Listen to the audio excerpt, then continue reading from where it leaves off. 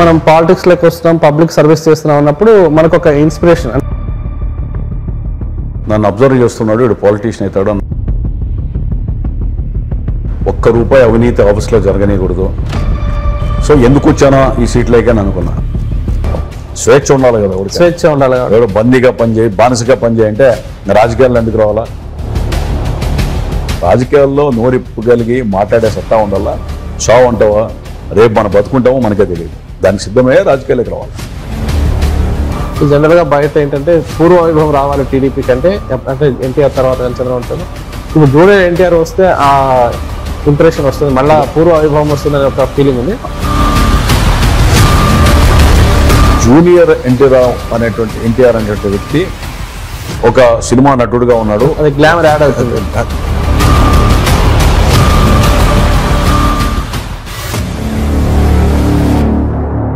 రాయలసీమ రాజకీయ చరిత్రలో ఒక విలక్షణమైనటువంటి వ్యక్తి తనకంటూ ఒక ప్రత్యేకమైన ఒక పంతాన్ని ఏర్పాటు చేసుకొని ముందుకు వెళ్తూ, అభివృద్ధి ఉంటేనే మనం ముందుకెళ్తాం, అభివృద్ధి ఉంటేనే ప్రజలు మన వెంట ఉంటారు, ప్రజలకు మనం ఏదైనా చేసి చూపించాలి అంటూ ప్రజలతో మమేకమై ముందుకెళ్తూ సదుద్దేశంతో ఒకవైపు పాలిటిక్సే కాకుండా ప్రజాసేవే కాకుండా ఈ ఫ్యాక్షనిజాన్ని కూడా నేను మార్చదలుచుకున్నాను, నేను సొసైటీలో మార్పు తేదలుచుకున్నాను అని రకరకాల ఉద్దేశాలతోటి తనకంటూ ఒక ప్రత్యేకమైన ఒక ఇమేజ్ని ఏర్పరచుకున్నటువంటి అనంతపురం మాజీ ఎమ్మెల్యే ప్రభాకర్ చౌదరి గారితో ఈరోజు మనం ఒక చిట్చాట్ కార్యక్రమం చేస్తున్నాం.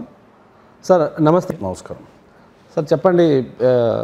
చాలా మంచి విషయాలు మీ గురించి విన్నాము. మీ విద్యాభ్యాసం ఎంతవరకు? నేను ఎంఏ తర్వాత ఎల్ఎల్బి కూడా కంప్లీట్ చేశాను. ఫ్యాక్షనిజం మీద ఒక పిహెచ్డి కూడా తీసుకున్నాం, డాక్టరేట్. అంటే ఈ పాలిటిక్స్కి రావాలి, రాజకీయాలకు నేను రావాలి, పబ్లిక్ సర్వీస్ చేయాలని అది ఎక్కడి నుంచి ఆ బీజం ఎక్కడ పడింది మీకు? యాక్చువల్గా స్టూడెంట్ డేస్లో కొత్త స్టూడెంట్ ఫస్ట్ ఆర్ఎస్ఎస్లో నమస్తే సదా వచ్చలే మాతృభూమి పోయాము, సంఘ్ దీంట్లో పరివారంలో. ఓ 3 years తర్వాత ఒక క్రిస్టియన్ ఏదో ఒక అతను అబ్బాయి వస్తే రావద్దన్నారు, ఇంకా అక్కడి నుంచి వదిలేశాను. తర్వాత స్టూడెంట్ ఫెడరేషన్లో పనిచేశాను. ఇంటర్ ఫస్ట్ ఇయర్కి వచ్చిన తర్వాత మా మేనమామ ఆయన at that time was MLA of from Anantapur, government chief whip కూడా. కంబైన్డ్ ఫ్యామిలీ, అంటే బ్రదర్స్ లాగా పెరిగాం, ఉమ్మడి కుటుంబం. సో స్టూడెంట్ కాంగ్రెస్ ఎన్ఎస్ఐ పెట్టి మళ్ళీ తర్వాత యూత్ కాంగ్రెస్, ఇట్లా కాంగ్రెస్లోనే చాలా కాలం పనిచేయడం జరిగింది. 1993లో రామారావు గారు పిలిస్తే ఆ రోజు పీసీసీకి రిజైన్ చేసి ఆ రోజు ఆంధ్రప్రదేశ్ కాంగ్రెస్ కమిటీ కార్యదర్శిగా పనిచేశారు. వి హనుమంతరావు పీస్ ప్రెసిడెంట్ రిజైన్ చేసి 1000 మందితో ఎన్టీఆర్ ఇంటి దగ్గర పట్లో జాయిన్ అయ్యాం. అది ఆ రకంగా పొలిటికల్గా కంప్లీట్ చేయడం జరిగింది. అంటే స్టార్టింగ్ బేస్ కాంగ్రెస్ నుంచి మీరు టీడీపీలోకి మైగ్రేట్ అయ్యారు. ఏంటి కాంగ్రెస్లో ఎందుకు మీరు అప్లిఫ్ట్ ఎందుకు తీసుకోలేకపోయారు? కాంగ్రెస్లో 89లో నన్ను శాసనసభ అనంతపూర్ క్యాండిడేట్గా ఢిల్లీలో సెలక్షన్ కమిటీ డిసైడ్ చేసింది. ఆ రోజు జలం వెంగళరావు గారు, మరి చాలామంది సెంట్రల్లో అందరూ కూడా సపోర్ట్ చేశారు. మా జిల్లాలో ఒక ప్రముఖ ఆనాటి కాంగ్రెస్లో పెత్తనం జలాయించేటువంటి పెత్తందారి మనస్తత్వం ఉన్న ఒక ఆయన రాజశేఖర రెడ్డి గారి దగ్గర అందరి దగ్గర పోయి బ్రతిమలాడి ఫ్లైట్లో రాష్ట్రంలో 21 సీట్లు ఆ రోజు చెన్నారెడ్డి గారు పీస్ ప్రెసిడెంట్ మార్చారు. దాంట్లో నాదొకటి. సికింద్రాబాద్ మేరీ రవీంద్రనాథ్ మార్చారు. మళ్ళీ గొడవ చేసి ఆమె తీసుకుంది. తర్వాత పెనుగొండ వీరన్న అని ఆయన మార్చారు. దామోదర మునిస్వామి గారికి దామోదర సంజీవి మాజీ ముఖ్యమంత్రి గారి బ్రదర్ సంజీవి మునిస్వామి గారికి బీఫార్మే లేట్కి ఇచ్చారు. ఇట్లా 21 మందిని చేంజెస్ చేశారు. పేపర్లో కూడా అప్పుడు వచ్చింది. 21లో నాది కూడా ఉంటుంది. సో ఢిల్లీలో డిసైడ్ చేసినా కూడా లాస్ట్లో అంటే రాయలసీమ నుంచి నేను రాకూడదు అనేటువంటి భావనతో ఆ రోజు కక్ష కట్టి ఏకమై చేశారు. అంటే కాంగ్రెస్లో సరైన గుర్తింపు లేక మీరు టీడీపీ రావడం? కాంగ్రెస్లో గుర్తింపు ఉంది, కానీ ఆ రోజు పెత్తందారులు కాంగ్రెస్ పార్టీలో చాలామంది ఉండేవాళ్ళు.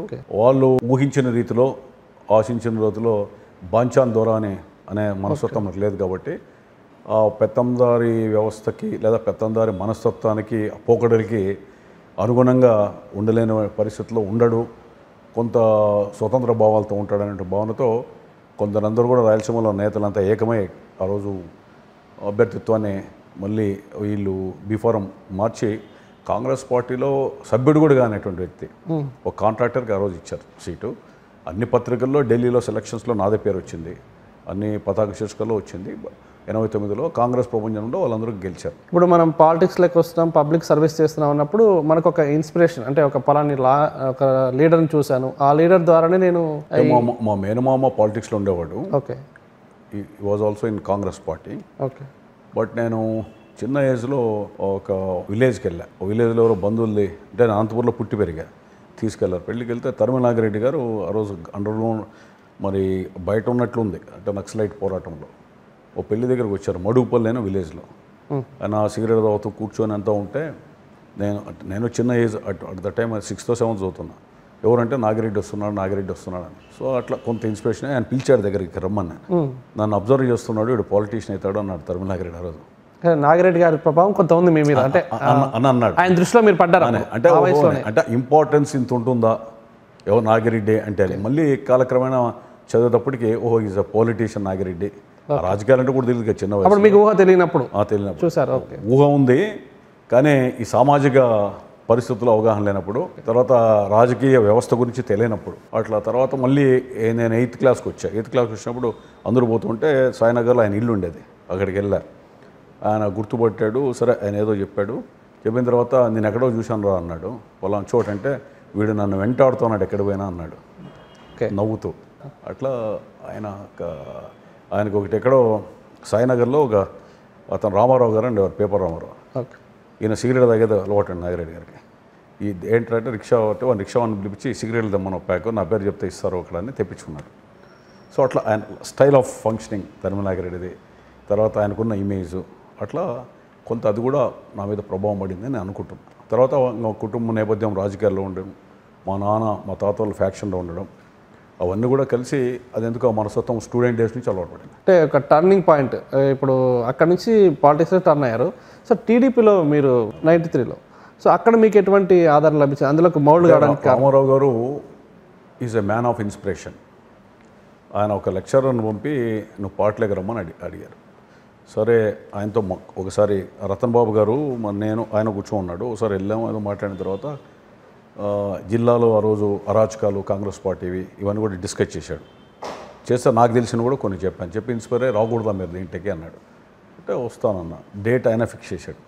December 28 ఎప్పుడో డేట్ ఫిక్స్ చేసి నువ్వు రావాలా జాయిన్ అయినా. సో ఆ రోజు వేల మందితో అంటే బస్సులు లారీలు దాదాపు 200 వెహికల్స్లో వెళ్ళాం. అసలు లారీలు కూడా ఈ కాలంలో లారీలు ఎక్కే వాళ్ళు కూడా లేరు. అలా లారీల్లో కూడా వెళ్ళి పెద్ద ఎత్తున ఆయన ఇంటి దగ్గర పోయిన తర్వాత బయటకు వచ్చి ఆయన పాటలో చేసినట్లు అనౌన్స్ చేశాడు. అన్ని పత్రికలు పతాక శీర్షికలో మెయిన్ పేజీలు అంతా వచ్చింది. పీసీసీకి రిజైన్ చేశాను. అప్పుడు మధ్యలో అసెంబ్లీకి పోయేటప్పుడు 200 దాదాపు వెహికల్స్ అనే వాహనాలు అంటే ముఖ్యమంత్రి విజయభాస్కర్ రెడ్డి గారు ఆయన వెహికల్ అడ్డం వచ్చింది. వస్తే మమ్మల్ని ఆపేకి చూశారు, మేము గొడవ చేసాం. సార్ ఆయన సిగ్నల్లోనే కాసేపు ఆగినట్టున్నారు. ఆయనకు తెలిసి రాయపాటి సంవత్సరం రోజు కాంగ్రెస్ పార్టీలో ఎంపీ రాయపాటికి ఫోన్ చేసి రమ్మను, నేను ఏది కావాలంటే అది ఇస్తాను పార్టీలో అట్లా అని. శాంసరావు గారు అడిగితే నీకు క్వశ్చనే లేదు, పార్టీలో జాయిన్ అవుతున్నాను.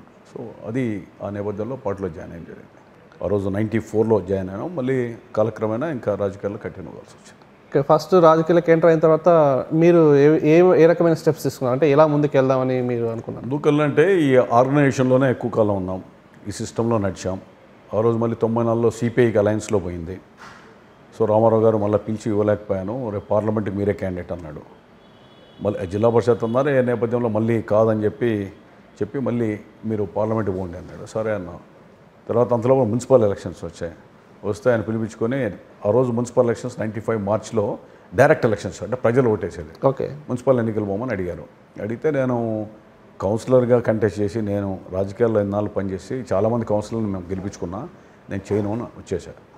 పిలిపించి మళ్ళీ ప్రత్యక్ష ఎన్నికలు కదా అది ఇది ఆలోచించాను. తర్వాత కొంత ఐఏఎస్ ఐపీఎస్ ఒక ఐఆర్ఎస్ నాకు కావాల్సిన అంటే క్లోజ్లీ మూవ్ అయ్యేటువంటి వాళ్ళు కొంతమంది ఒక ఇంట్లో వెళ్ళాం. ఓ పోలీస్ ఆఫీసర్ ఇంట్లో కూర్చున్నప్పుడు, నువ్వు రాజకీయంగా ఎప్పుడు కంటెస్ట్ చేయలేదు, ఆర్గనైజేషన్లో ఉండొచ్చు, ఒకసారి why don't you take this opportunity, ఒకసారి ఆలోచించంటే సరే అన్న. అది తీసుకున్నాం, గెలిచాం, ఖర్చుతో పనిచేసాం 5 ఏళ్ళు. దాదాపు మీరు మున్సిపల్ చైర్మన్గా పనిచేసి 25 ఏళ్ళు గడిచిపోయింది. 2000 వరకు, 95 to 2000 ఆల్మోస్ట్ 2 దశాబ్దాలు గడిచిపోయింది. ఇప్పటికీ కూడా ప్రభాకర్ చౌదరి గారు చేసిన అభివృద్ధి ఉంది, మీ కొత్తగా ఏమి జరగలేదనేది ఇప్పటికీ అంటే ఒక జనరేషన్, ఇప్పుడు కొత్త జనరేషన్ వచ్చింది, పాత వాళ్ళలో ఆ ఫీలింగ్ ఉంది ఇప్పటికీ. ఎట్లా ఆ రకమైన ఇంప్రెషన్ ఎలా కలగజేశారు పబ్లిక్? ఎందుకంటే నేను ఫస్ట్ మున్సిపల్ చైర్మన్గా ఎలక్ట్ అయ్యి పోయేటప్పటికి ₹1 అవినీతి ఆఫీస్లో జరగనీయకూడదు, ఒక రెవల్యూషనరీ థింకింగ్తో పోయా. తర్వాత ఎమ్మెల్యేగా సిపిఐకి అలయన్స్లో ఇచ్చారు, ఎమ్మెల్యే కాలేదు. నాకంటే రాజకీయాల్లో జూనియర్గా ఉన్నవాళ్ళు నా దగ్గరికి పనుల కోసం వచ్చిన వాళ్ళు కొంతమంది ఎమ్మెల్యేలు మంత్రులు అయ్యారు. తర్వాత నాకెందుకో కసి పెరిగింది. ఆ కసి పెరిగి కసిలో నేనేంటో ఈ చిన్న ఉద్యోగమైనా అంటే కసు ఊడ్చే ఉద్యోగమైనా I want to be a best sweeper. ఈ మున్సిపాలిటీ కూడా దేశంలో దీన్ని నెంబర్ 1 ఎందుకు చేయకూడదు అని చెప్పి కసితో స్టార్ట్ చేశాను. స్టార్ట్ చేస్తూనే నా అప్పుడు పెట్టిన నాకున్నటువంటి బ్యాక్గ్రౌండ్ అంటే ఫాలోయింగ్ కానీ ఇవన్నీ చూసి పెద్ద ఫ్యాక్షనిస్ట్ ఏమో అనుకున్నారు చాలామంది స్టాఫ్ ఇదంతా. సరే కూర్చున్న తర్వాత జీతాలు లేవు, 3-4 నెలలు శాలరీస్ అంతా పెండింగ్ ఉన్నాయి. 3 కోట్ల బడ్జెట్ ఆ రోజు మున్సిపాలిటీ, 3 కోట్ల రూపాయలు 3.5 కోట్లు శాలరీస్ ఇవ్వాలి ఎవరి ఇయర్, అంటే 50 lakhs డెఫిసిట్ ఉంది. బడ్జెట్ కంటే శాలరీస్ ఎక్కువ ఉన్నాయి, డైలీ వేజెస్ పర్మనెంట్ ఇన్కమ్ కన్నా ఏం చేయాలని. సో ఎందుకు వచ్చానో ఈ సీట్లేకే అని అనుకున్నా. మళ్ళీ తర్వాత ఖర్చుతో పని చేద్దామని చెప్పి ఫస్ట్ ఆఫ్ ఆల్ ఏదైనా బాగా చేద్దాం, ప్రజల నుంచి అప్రిషియేషన్ వస్తుంది అనుకున్నా. పబ్లిక్ పార్టిసిపేషన్తో ఎందుకు చేయకూడదు అనేటువంటి ఆలోచనతో కమిషన్ పిలిచి ఒక అప్పీల్ ఇమ్మన్నా. లైట్లు వేస్తాం అనంతపూర్లో, బటర్ఫ్లై లైట్లు, డివైడర్లు పెడదాం, ట్రాఫిక్ సిగ్నల్ లైట్లు ఇవన్నీ పెడదామని ఆలోచించి బటర్ఫ్లై లైటు మా స్టాఫ్ ఇంజనీర్ని పిలిపించాను. ఎంత అవుతుంది కాస్ట్ అని అడిగితే 25,000 అవుతుంది సార్ అన్నాడు. అంటే కాంట్రాక్ట్ కాకుండా మీరు సొంతంగా డిపార్ట్మెంట్ చేస్తే ఎంత అవుతుందంటే 22,000 అవుతుంది సార్ అన్నాడు. మీ కమిషన్లు తీసుకోకుండా ఎంత చేయొచ్చు కాంట్రాక్టర్ అయితే అన్నీ అడిగిన తర్వాత లాస్ట్కి 16,000కి మీరు చేయాల్సిందని చెప్పి ఇన్స్ట్రక్షన్ ఇచ్చా. అంటే 25,000 రూపీస్ ఒక లైటు, 16,000 అంటే 9,000 మిగులుతుంది ప్రతి లైట్ మీద. సో మీరు కమిషనర్ పేరుతో సపరేట్ అకౌంట్ ఓపెన్ చేయమని బ్యాంక్ మేనేజర్స్కి, తర్వాత పిలాంథ్రోపిస్ట్ ఉంటారు, ఫోన్ చేసి మీరు ఇది ఒక లైట్ ఇవ్వండి మీ పేరు వేస్తాం పైన అని. సో అది స్టార్ట్ చేసి కాంట్రిబ్యూషన్ అది మున్సిపల్ కమిషనర్ పేరుతో అకౌంటు. మనం రాజకీయాల్లో ఉన్నాము సపరేట్గానే. సో కమిషనర్లంతా కూడా తర్జనమాట పడ్డారు చేయొచ్చని. బట్ యాక్ట్ తీస్తే వీ కెన్ రిసీవ్ ఫండ్స్ అని చెప్పి డొనేషన్స్ అని ఉంది. సో దాన్ని బేస్ చేసుకొని సపరేట్ అకౌంట్ చేయమన్నా. ఆ డబ్బు వచ్చిన తర్వాత ఐరన్ డివైడర్లు పెట్టమన్నా. ఇప్పుడు అనంతపూర్లో ఐరన్ డివైడర్లు పెడుతున్నారు, అప్పుడే పెట్టా. ఆ డివైడర్లు పెట్టిన తర్వాత దాన్ని మళ్ళీ అడ్వర్టైజ్మెంట్స్ కాల్ఫర్ చేసాం, దాంట్లో డబ్బు. ఇట్లా దాన్ని ఒక ఇన్కమ్ జనరేటివ్ దీని కింద తీసుకున్న తర్వాత ఒకసారి ఆలోచించి డ్యూస్ ఎంత ఉన్నాయని చూసా. 80 lakhs నగరంలో ట్యాక్సెస్ అని పెండింగ్ ఉన్నాయి, ఆస్తి పన్నులని. సో నాకు తెలిసిన వాళ్ళు కూడా కొంతమంది ఉన్నారు. నేను పేపర్కి ఒక లీక్ ఇచ్చాం, పేర్లు ఇచ్చి ఇవన్నీ కూడా మున్సిపల్ ఆఫీస్లో బోర్డులో పేర్లు వేస్తాం పన్ను ఎగవేతదారులుగానే. సో దానివల్ల కొంతమంది నాకు దూరం అయ్యారు, నేనేం చేయలేని పరిస్థితిలో. సో 80 లక్షలు తెచ్చాం. ఇట్లా తీసుకొని వచ్చిన తర్వాత రకరకాలుగా మన ఇన్కమ్ జనరేటివ్గా దాన్ని ఒక సంపద సృష్టి క్రియేట్ చేసిన తర్వాత ఆ టోక్లా దగ్గర ఒక కాంప్లెక్స్ ఉంది, ఇప్పుడు చూసారు బస్ స్టాండ్ అది. సో అది వేరే వాళ్ళు ఆక్యుపై చేయాలని నేను ఒక IDSMT స్కీమ్ కింద సెంట్రల్లో డబ్బు తెప్పించి ఒక 20-25 లక్షల రూపాయలు రెంట్స్ వస్తే ప్రతి నెల 25 లక్షల రూపాయలు శాలరీస్కి సరిపోతుంది, పన్నులతో డెవలప్ చేయొచ్చు అని చెప్పి ఆ కాంప్లెక్స్ కట్టించాం. ఈ పొద్దు 25 లక్షలు ప్రతి నెల 25-30 లక్షల పైన రెంట్లు వస్తే ఆ శాలరీ సరిపోతుంది. ఇట్లా ఎక్కడికక్కడ చేస్తూ తర్వాత ప్రజల్లో కాన్ఫిడెన్స్ క్రియేట్ చేసాం. నైట్ టైం రౌండ్స్ పోవడం, ఒక లైట్ లేకపోతే అంటే మున్సిపాలిటీలు ఆర్థికంగా పరిపుష్టిగా ఎందుకు లేకపోతున్నాయనేటువంటిది అనలైజ్ చేశాను ఆ రోజు. ఒక చిన్న ఎగ్జాంపుల్ చెప్తాను. నేను చాలామంది అందరూ కూడా లైట్లు కావాలా అవి ఇవని అడిగేవాళ్ళు. లైట్లు తెప్పిస్తే పోతున్నాయి, దీన్ని ఏంటి మొదలపు అని చెప్పి నేను డీప్గా ఇన్వాల్వ్ అయ్యాను. ఏం చేస్తారంటే ఒక 10 lakhs లైట్స్ కావాలని చెప్పి ఫస్ట్ మున్సిపాలిటీలో అప్రూవల్ తీసుకుంటారు, బడ్జెట్ లేదా చైర్మన్కి మామూలుగా వాళ్ళు ఏం చేస్తారు ఇనాన్సిపేషన్ కింద తీసుకుంటారు. అప్రూవల్ తీసుకున్న తర్వాత అప్రూవ్ అవుతుంది. 1 లక్ష రూపాయలు ఫస్ట్ లైట్లు తెప్పిస్తారు, కౌన్సిలర్స్ అందరికి ఇచ్చేస్తారు. సో ఇచ్చారని మళ్ళీ 50,000 తెప్పిస్తారు, కౌన్సిలర్కి ఇస్తారు. చైర్పర్సన్ ఇంకెవరని చెప్తే 50,000 అంటే 2 లక్షలు అయిపోయింది. 8 లక్షల రూపాయలు మెటీరియల్ విషయంలో రాసుకుంటారు. అంటే ఇట్లా అంత అక్రమాలు అవినీతులు చోటేసుకొని నేనేం చేశాను, పిలిపించి పాత ట్యూబ్ లైట్ ఏదైతే ఉందో అది మున్సిపాలిటీలో హ్యాండ్ ఓవర్ చేయాలి, కొత్త దానికి పర్మనెంట్ మార్కర్ పెన్నుతో AMC అని చెప్పి నంబరింగ్ చేసేవాడిని. సో అట్లా కరప్షన్ని రెసిస్ట్ చేసాం. సో అక్కడ తెలిసి కొంత తెలియకుండా కొంత ఎట్లయితే చేస్తున్నారో అవన్నీ కూడా అరెస్ట్ చేశాను ఎక్కడెక్కడ. సో దాంతో ఆగిపోయింది. అట్లే ఇప్పుడు హైమాస్ లైట్స్ ఉన్నాయి. ఇప్పుడు క్లాక్ టవర్ దగ్గర ఒకటి, ఆ తర్వాత మన గాంధీ విగ్రహం దగ్గర ఓల్డ్ టౌన్ ఒకటి, శిల్పారాంలో. నేను ఆ రోజు మున్సిపల్ చైర్మన్గా వేసిన 3 హైమాస్ లైట్లు తప్ప ఈ రోజుకి కూడా ఒక హైమాస్ లైట్ కూడా అంతపూర్లో పడలే. అంటే క్లియర్ డెవలప్మెంట్ మీద దృష్టి ఉంటే ఎలా ఉంటుందని. మరి ఇంతమంది ఎమ్మెల్యేలు వచ్చారు, గవర్నమెంట్లో వచ్చే మారాయి కదా, ఎవరు చేయాలి. 2000 అంటే 98లో వేసా, ఈ రోజు కూడా చేయలే ఎవరు. అది ఒక శివశంకర్ గారు ఎక్స్ సెంట్రల్ మినిస్టర్ ఉన్నారు, వాళ్ళ రిలేషన్ ఒక అతను ఫ్యాక్టరీ పెట్టాడు. మా ఏఈల్ని వీళ్ళు పంపిస్తే ఎంత సార్ అంటే, సార్ 8 lakhs చెప్తున్నారు సార్ అని. ఆ రోజులో మన దగ్గర డబ్బు లేదు, మీరు అక్కడే ఉండండి, నేను వస్తానని చెప్పి పోయాను. ఆయన కూర్చోబెట్టి అట్లా ఎంత పడుతుంది ఇవన్నీ అడిగాను. అంటే సార్ అందరికి కమిషన్లు ఉంటాయి కదా, చైర్మన్కి అది ఎవరికి రూపాయి ఇద్దు, ఎంతకి ఇస్తారు, లాస్ట్కి 6 లక్షలు అన్నారు. హైదరాబాద్లో 12 లక్షలు కోట్ చేసేవాళ్ళు హైమాస్ లైట్లు అప్పట్లో. మాట్లాడి లాస్ట్కి బార్గైన్ చేసి 2 lakhsకి దింపాను. 2 lakhs దింపిన తర్వాత లేదు సార్ కాదన్నారు. మీరు మ్యానుఫ్యాక్చరింగ్ రేటు 1.5 అవుతుంది అని తెలిసింది, 1.5కి ఒప్పుకోండి, మీ పేరు వేస్తానాడు అన్న. అంటే చేతులు పట్టుకొని సార్ వద్దు సార్, కాసేపు తర్వాత మీరు ఫ్రీగా ఇవ్వండి, మీ పేరు వేస్తాను అని చెప్పా. సార్ మీరు ఇంత చెప్తున్నారు 1.5కి మాకు నష్టం వస్తుందన్నారు. లేదని చెప్పి 1.5 lakhతో 4.5 lakhకి ఆ 3 హైమాస్ లైట్లు భారతదేశంలో ఎవరు తెచ్చారు అప్పట్లో తీసుకొని వచ్చాం, తెచ్చి ఫిల్ చేసాం, అంతపురంలో ఇన్స్టాల్ చేసాం. ఇట్లా ప్రతి చోట కూడా ఇన్వాల్వ్ అయ్యేవాడిని ఆఫీసర్లు కూర్చోబెట్టి. ఈ డెవలప్మెంట్, ఈ రోడ్ డివైడర్స్ వీటిని హైమాస్ లైట్స్ వేయటమే కాకుండా మన అనంతపూర్లో యోగవేమన్ ఉన్నాడు అనే ఒక యోగవేమన్ విగ్రహం చాలా మంది తెలియదు, చాలా ఈ జనరేషన్ వాళ్ళకి అసలు తెలియదు. ఆ విగ్రహాలు పెట్టడం కానీ సెంట్రల్ పార్క్ ఇది ఎలా వచ్చింది మీకు? తర్వాత నేనేంటంటే నేను ఈ ఊర్లో పుట్టి పెరిగా, ఈ ఊరి మీద మమకారం నాకు ఉంటుంది, ఏదో పవర్ వస్తుంది పోతుంది, తర్వాత రేపు ఉంటామో అని తెలియదు. అందుకనే ఈ రాయలసీమ హిస్టరీ, అనంతపురం జిల్లా హిస్టరీ కూడా తెలవాలని చెప్పి, అందుకనే క్లాక్ టవర్ దగ్గరికి వస్తూనే అది కృష్ణదేవరాయలు అంటే హూ ఇస్ దిస్ రాయల్ అక్కడ హిస్టరీ. నెక్స్ట్ యోగివేమన ఎవరైనా, Thimmamma Marrimanu world biggest banyan tree Kadiri. Next ఆ తర్వాత బట్టమేక పక్షి ఒకటి ఉంది, అది లేపాక్ష నంది. ఇట్లా హిస్టరీ అంతా అనంతపురం జిల్లాది, కొంత వీలైనంతవరకు రాయలసీమది తెలవాలనే అక్కడక్కడ ప్రతిమలు పెట్టించి అక్కడ అది కూడా డొనేషన్సే. ఆ విగ్రహాలు కూడా డోనాను పిలిపించి మీ పేరు వేస్తామని చెప్పి పిలిపించి చేయించాం. అంటే ఈ విధంగా ఎక్కడెక్కడ డబ్బు సోర్స్ ఉందో ఆ ప్రయత్నం చేసాం. ప్రజలు కూడా కోఆపరేట్ చేశారు. పార్కులు మీరు చెప్పారు, నేను స్టాఫ్ను పిలిచి అన్ని పార్కులు కొంత డెవలప్ చేద్దామని, ఈ మొక్కలు కొనడానికి మున్సిపాలిటీ నుంచి ప్రయత్నం చేయకుండా ఫారెస్ట్ డిపార్ట్మెంట్ ఎక్కడెక్కడే ఉన్నాయో అవన్నీ కూడా ఆఫీసర్లతో మాట్లాడి తీసుకొని వచ్చి అదొక ఉద్యమంలాగా చేసాం అనంతపురంలో. అసలు హైదరాబాద్లో కూడా కానీ బెంగళూరులో చాలా రేర్గా కనిపించే కొన్ని ఐటమ్స్ మీరు అప్పుడు పార్క్లో డెవలప్ చేశారు. లైక్ మ్యూజికల్ ఫౌంటైన్ అని కావచ్చు, ఇంకా కొన్ని ఐటమ్స్ని మీరు ఇక్కడ డెవలప్ చేశారు. సో అవి ఎక్కడి నుంచి తీసుకొచ్చారు, అంటే ఆ ఐడియాస్ ఎక్కడి నుంచి వచ్చాయి? అది ఏమైందంటే ఎక్కడ మోడల్ ఎక్కడి నుంచి? అదే పార్కులన్నీ డెవలప్ చేసాం. చేసిన తర్వాత నాకు అనిపించింది అనంతపురంలో రాయలసీమలుగా స్టేట్లో కానీ ఎక్కడా లేని ఒక పార్క్ చేయాలని. మా స్టాఫ్ని పిలిచి 100 ఎకరాలు దొరుకుతుంది అన్నాం. నవ్వి సార్ ఎక్కడుంది సార్, మనకి 7-8 ఎకరాలు ఎక్కడో ఒక చోట దొరుకుతుంది, అది డిస్ప్యూట్లో ఉందన్నారు.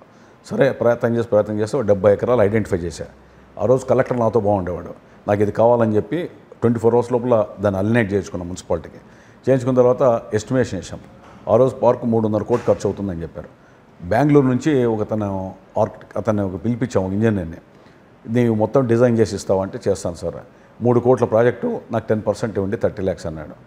నువ్వేమని ఉంటే డబ్బులు ఇవ్వు, మా దగ్గర డబ్బులు లేవని చెప్పి ఆయన పంపించేసి సర్వీస్ కింద చేస్తే చేయమని, నేనే ఆర్కిటెక్ట్ నేనే ఇంజనీర్ అని చెప్పి మా స్టాఫ్ని రమ్మని మొత్తం ఫీల్డ్ మీద పోయి ఆ రోడ్ ఎటు ఉండాలా, మ్యూజికల్ ఫౌంటైన్ ఎక్కడ ఉండాలా అంత ప్లానింగు మొత్తం నేను మా ఇంజనీర్లకు చెప్పి చేయించాం. చేసిన తర్వాత డబ్బులు లేవు మా దగ్గర.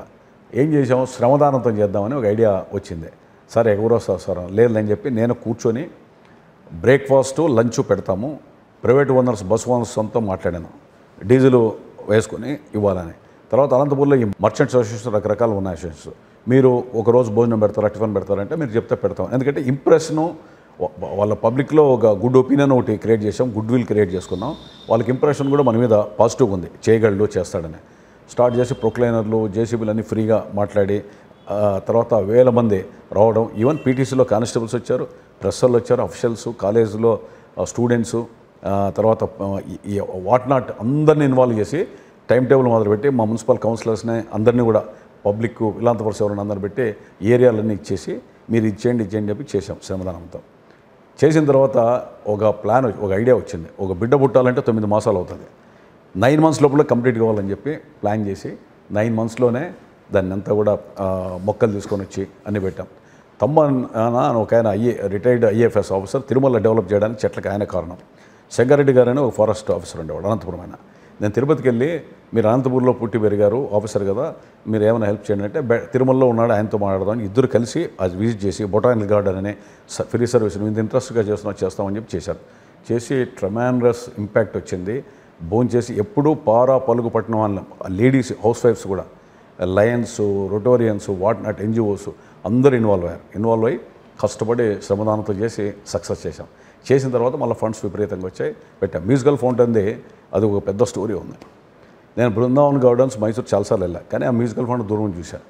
నేను హైదరాబాద్లో లుంబిని పార్క్లో మ్యూజికల్ ఫౌంటైన్, దానికంటే బిగ్గరగా అనంతపూర్లో ఉండాలా. లేదు సార్ డబ్బు కాదు ఎవరిని చెప్పి కలకత్తా వాళ్ళ నుంచి ప్రీమియర్ వాళ్ళని పిలిపించాం. వాళ్ళతో డిస్కస్ చేస్తే బిగ్గర్ దాన్ లుంబిని అంటే ₹1 కోటి అవుతుంది అన్నాడు. డిస్కస్ చేసి కాఫీ తాపి 4-5 గంటలు కూర్చున్న తర్వాత 50 లక్షలు దింపాం. లాస్ట్కి 30 లక్షలు దింపాను. లాస్ట్కి 25 lakhs దింపి 5 lakhs అడ్వాన్స్ ఇచ్చి తెమ్మని చెప్పి మళ్ళీ 20 లక్షల రూపాయలు కూడా వేరే ఏవో డ్యూస్ ఉంటే కలెక్ట్ చేసి వాళ్ళకి ఇచ్చాం మ్యూజికల్ ఫౌంటైన్ అట్లా సక్సెస్ చేశాం. అంటే ఒక సొంత ఇంటికంటే ఎక్కువగా చూసాం. ఎందుకంటే సొంత ఇంట్లో డబ్బు మంది వేస్ట్ అయినా మన ఇష్టం, కానీ అది పబ్లిక్ మనీ, నేను కస్టోడియన్, దానికి ధర్మకర్తను మాత్రమే, ఎక్కడ మిస్యూజ్ కాకూడదని. సో అది అట్లా సక్సెస్ అయ్యి ఒకసారి రామోజీరావు గారు ఫస్ట్ టైం అండ్ లాస్ట్ అనుకుంటా అనంతపురం, వాళ్ళ స్టాఫ్ ఫోన్ చేసి ఈవినింగ్ సెకండ్ ఈ టైంలో ఆఫీస్లో ఉన్నా, రామోజీరావు గారు వచ్చారు మీతో మాట్లాడతారంటే వస్తారన్నారు. అంటే మీరు ఈనాడులో పనిచేస్తారు కాబట్టి చెప్తున్నా. ఆయన పిలిస్తే నేను ఎందుకు అని చెప్పి వెళ్తేనే 10 నిమిషాలు మాట్లాడతారంటున్నాడు నాతో. ఐ థింక్ ఎవరితో మాట్లాడాలో నాకు తెలియదు, కానీ దాదాపు 1.5 to 2 hours కూర్చున్నాను నాతో. పోనీలే అసలు నీ శ్రమదానం కాన్సెప్ట్ ఎట్లా వచ్చింది అంటే, అన్నా హజారే, వావులాల్ గోపాలకృష్ణ అందరూ వచ్చారు అక్కడ. అన్నా హజారే ఆంధ్రప్రదేశ్ ఫస్ట్ టైం పిలిపించింది నేనే. రామోజీరావు గారితో మాట్లాడితే ఎలా చేస్తున్నావు ఏం కథ అంటే ఎంత ఎక్స్ప్లెయిన్ చేశా. బాగా సక్సెస్ అయ్యావు, పబ్లిక్ని మోటివేట్ చేయగలవు, మేము కూడా ఈ చెరువులు కుంటలు ఇవన్నీ కూడా చేయాలనుకుంటున్నాను, ఇంకోటి అది ఆయన ఏదో కాన్సెప్ట్ కింద అది ఇదని చెప్పి అడిగి కొంత తెలుసుకున్నాడు ఎట్లా అని. అంటే ఎట్లా చేయగలిగావు ఎట్లా డబ్బని. అట్లా బాగా హయ్యర్ ఆఫీసర్స్లో కానీ అందరిలో కూడా గవర్నమెంట్ మీద ఫండ్స్కి డిపెండ్ కాకుండా చేయగలిగాం ప్రతి సెక్టార్లో. ఇప్పుడు జనరల్గా మన ఏరియాలో చూస్తే అంటే రాయలసీమ ఏరియాలో ఒక డెవలప్మెంట్ యాక్టివిటీ నడుస్తుందంటే చాలామంది దాన్ని అపోజ్ చేసే వాళ్ళు ఉంటారు. ఎందుకంటే ఈ విల్ గెట్ సమ్ క్రెడిట్, అంటే వానికి ఒక మంచి పేరు వస్తుంది, ఈ చేసాడంటే చరిత్రలో ఉండిపోతాడు, సో ఇది చేయకుండా ఉండాలి, కొంతమంది ఆపే ప్రయత్నం కూడా జరుగుతుంటారు. సో ఆ క్రమంలో మీకు ఎటువంటి సహకారం బయట నుంచి ఎట్లా వచ్చింది, మీ పార్టీ వైపు నుంచి ఎటువంటి సహకారం వచ్చింది? అదే మామూలుగా ఎమ్మెల్యేలు ఎంపీలు ఆస్తులు ప్రకటించాలని ఒకటి ఉంది, అది దాదాపు 10 ఏళ్ళ కిందటి నుంచి స్టార్ట్ అయింది. నేను 95లో మార్చి 29వ ఎలక్ట్ అవుతానే 31 ఓటు తీసుకున్నప్పుడు ప్రెస్ మీట్ పెట్టి ఇదో నా ప్రాపర్టీస్ ఇవి అని అనౌన్స్ చేశాను, సర్వే నంబర్తో సహా. అందరూ ప్రెస్ వాళ్ళు అడిగారు ఎందుకు అని అంటే, పబ్లిక్ రిప్రజెంటేటివ్గా ఉన్నప్పుడు నేను జవాబుదారుగా ఉండాలా, ఇది ఒక డాక్యుమెంటరీ ఎవిడెన్స్ ఉండాలా, నేను అమ్మినా కొన్నా ఏదని చెప్పి భవిష్యత్తుకు తరాలు కూడా తెలియాలా, I must be answerable to the public అని చెప్పి అనౌన్స్ చేశాను. అప్పుడు నాకు ఈ సర్వే నెంబర్లో ఇల్లు ఉన్నాయి ఇవి ఉన్నాయని చెప్పి ఇది మీకు ఇప్పుడు కూడా ఈనాడు జ్యోతి అన్ని పేపర్ కటింగ్స్ వచ్చాయి, అదంతా కూడా రికార్డెడ్ ఎవిడెన్సెస్ ఉంది. చేసిన తర్వాత నేను స్టాఫ్ కూడా చెప్పాను, మనం అంటే ఒక మంచి పద్ధతిలో పోదాం, దీని మీద వెళ్దామని. ఇన్ని నిజాయితీగా ఇంత చేస్తూ ఉంటే ప్రొఫెషనల్ జెలస్ చాలామంది ఫీల్ అయ్యి ఏంటి ఈయన పెద్ద ఏదో నిజాయితీ పోటాగట్లు మాట్లాడుతున్నాడు అని మాట్లాడు. నేను మా స్టాఫ్కి తెలుసు, నాతో ఉన్న కౌన్సిలర్స్ తెలుసు, బయట పొలిటీషియన్ తెలియదు, బట్ పబ్లిక్లో కూడా కొంత క్రియేట్ చేయాలని ప్రయత్నం చేసి ఏదో వర్క్ జరిగితే ఇక్కడ అన్యాయం అవినీతి జరిగింది అది పెట్టారు. ఒకసారి ఏం చేశాను, అనంతపూర్లో గవర్నమెంట్ లీడర్ ఒక ఆయన ఉండేవాడు, ఒక పేపర్లో కటింగ్స్ వస్తే స్టాఫ్ని పిలిచి తిట్టేవాళ్ళు, ఎందుకు ఈ తప్పు జరిగింది ఏమైనా జరిగిందంటే జరగలేదు సార్ అని. మేము ఇస్తాం సార్ రిప్లై, మీరు కాదని చెప్పి ఓపెన్గా ఒకరోజు పేపర్ యాడ్ ఇచ్చి నేను ప్రెస్ మీట్ పెట్టి చెప్పి పలానా రోజు 10 o'clockకి ఆల్ ఫైల్స్ అన్నీ అక్కడ ఉంటాయి, ఎవరైనా రావచ్చు ఎనీ పొలిటికల్ పార్టీస్ అని పిలిచాం. ఓపెన్ ఛాలెంజ్ అనేదంటే ఓపెన్ డిబేటు, బహిరంగ విచారణ అని. గవర్నమెంట్ లీడర్ని అడ్వకేట్లు కూర్చోబెట్టాను, ఎన్జిఓలు కూర్చోబెట్టా, నేను పక్కన కూర్చున్నా, మా స్టాఫ్ అక్కడ కూర్చోమన్నా, ఏ ఫైల్ అడుగుతారో ఫైల్ చూపించండి అన్న ఎక్కడ జరిగిందని. సో మార్నింగ్ 10 to ఈవినింగ్ దాదాపు 3 వరకు బాగా డిస్కషన్ జరిగి ఎక్కడ ఏమీ జరగలేదు, ఎవరు ప్రెస్లో ఇచ్చిన వాళ్ళు రాలే, అంటే పొలిటికల్గా బురద వేయడానికే తప్ప క్లోజ్ అయిపోయింది. ఇట్లా అప్పటి నుంచి ఎవరైనా మాట్లాడాలంటే కూడా ఏదో స్టేట్మెంట్ ఇచ్చి విమర్శించాలంటే విమర్శించే పరిస్థితి వచ్చింది. తర్వాత కౌన్సిల్లో కాంగ్రెస్ కౌన్సిలర్స్ కూడా ఉండేవాళ్ళు. కౌన్సిల్ మీట్లో నేను కూర్చుంటే అరగంటలో సంతకాలు పెట్టి వెళ్ళిపోవాలి, లేకపోతే ఎందుకు మీరు అంత మంచి చేస్తారు కదా అని చెప్పి కాంగ్రెస్ వాళ్ళు కూడా ఎవరు మాట్లాడేవాళ్ళు కాదు, అందరూ ఒకసారి మా సిపిఐ రాష్ట్ర కార్యదర్శి ప్రస్తుత రామకృష్ణ ఎమ్మెల్యే వచ్చాడు, వచ్చిన తర్వాత కూర్చొని మీరంతా మెయిన్ రోడ్లో డెవలప్ చేస్తున్నారు, స్లమ్స్ డెవలప్ చేయలేదు అది ఇది, ఎందుకంటే లెఫ్టిస్ట్ పార్టీ ఎమ్మెల్యేగా మాట్లాడాడు. మా కౌన్సిలర్స్ లేసి ఏదో అడ్డు మాట్లాడుతున్నారు, కూర్చోమని అందరినీ నాకు మిత్రుడే రామకృష్ణ. మైక్ ఇచ్చి ఏం మాట్లాడతారో మాట్లాడమన్నా. నేను మైక్ తీసుకొని చైర్పర్సన్గా చెప్పా, రామకృష్ణ గారు మీరు చెప్తున్నారు ఇవే సమస్యలు, ఇంకా సమస్యలు ఎన్ని ఉన్నాయి నేను చెప్తానని చెప్పి నేనే సమస్యలు ఏకరువు పెట్టా. అక్కడ ఇంత అవసరం ఉంది, అక్కడ ఇంత అవసరం ఉంది, అంత అవసరం, మీరు ఎమ్మెల్యేగా ఫండ్స్ తీసుకురండి, డెఫినెట్గా డెవలప్ చేద్దాం. తర్వాత స్లమ్లో డెవలప్ చేసే వేరే స్కీమ్స్ ఉంటాయి. బటర్ఫ్లై లైట్లు అక్కడ వేయలేం, స్లమ్లో డివైడర్లు వేయలేం, హైమాస్ లైట్లు వేయలేం. ఎందుకంటే ట్యాక్స్ పేయర్స్తో మొదలుకొని అందరూ కూడా మెయిన్ రోడ్లో పోతుంటారు.